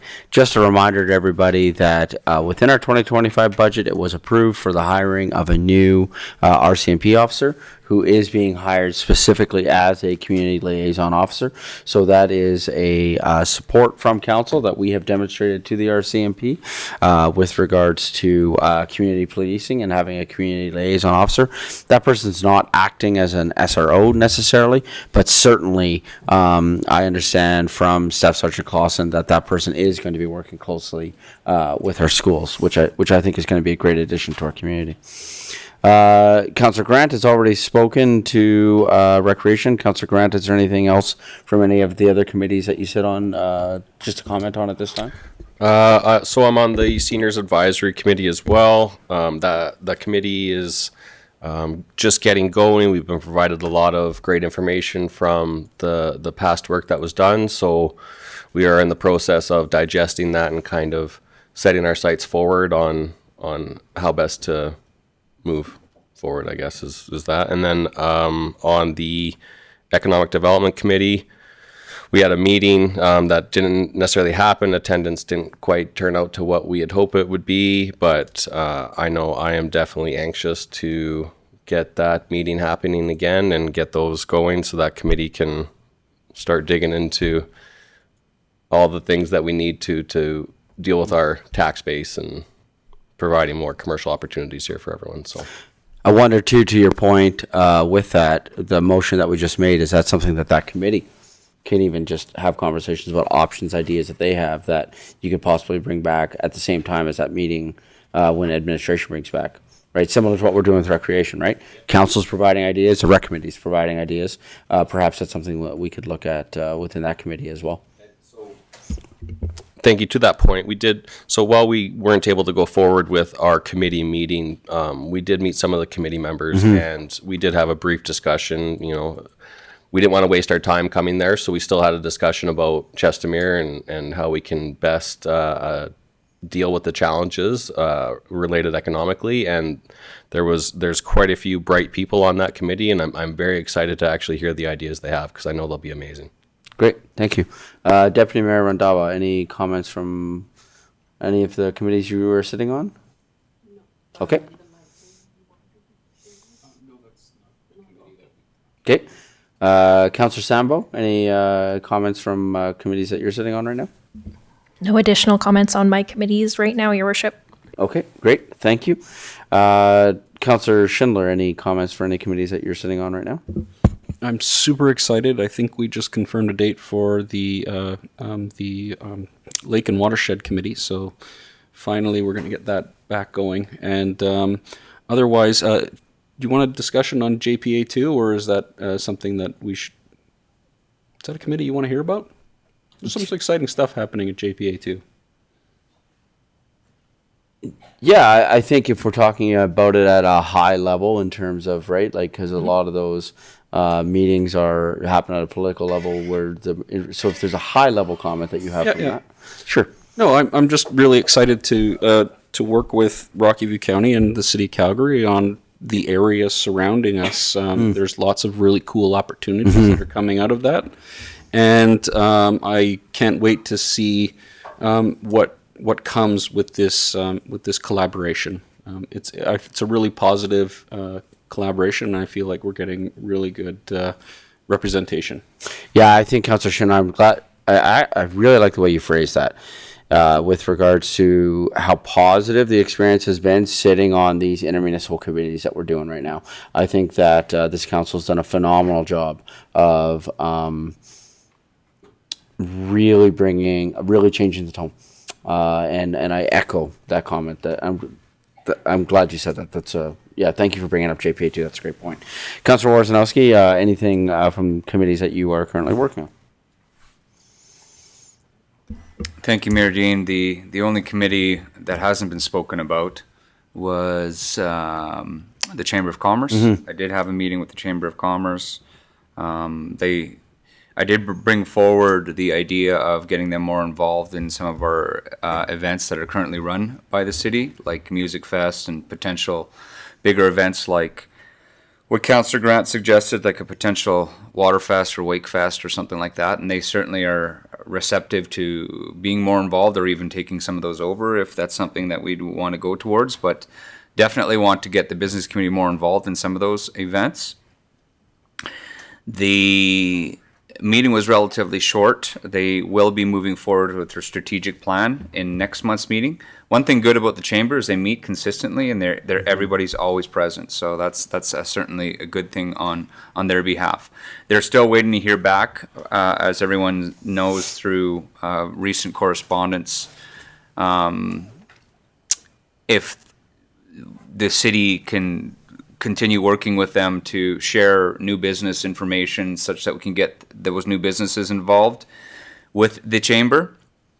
And it's also renewal time. So most of the businesses are up for renewal for their registration with the chamber. So the chamber is going to be reaching out to some of those businesses, inviting them to future events.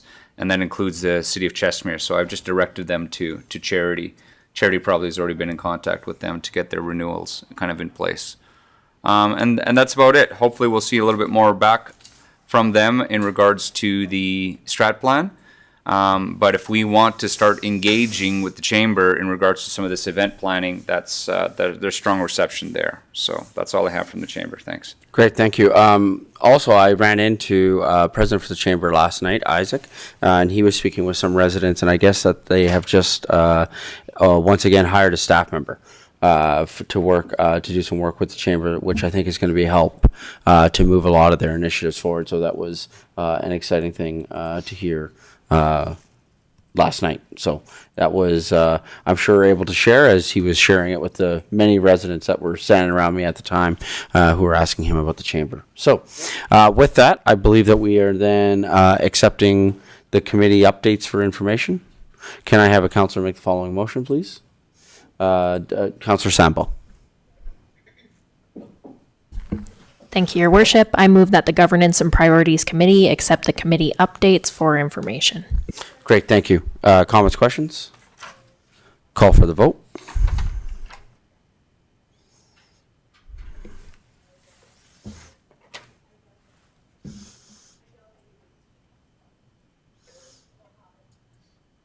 Great, and that's carried. Thank you. Anything else from council with regards to today's meeting? Administration, anything? Mr. Edney.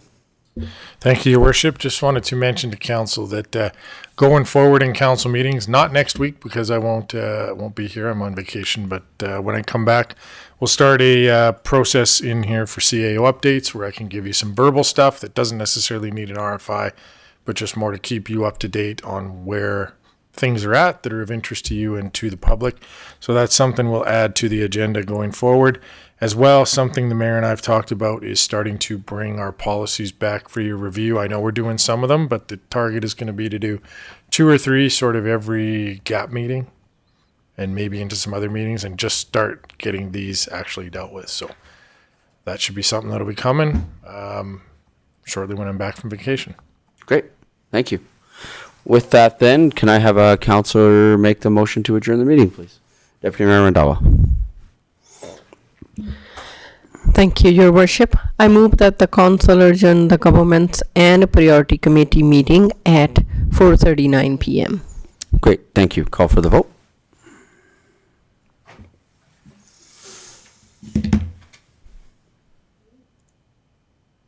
Great, and that's carried. Thanks, everybody. Yeah, there was some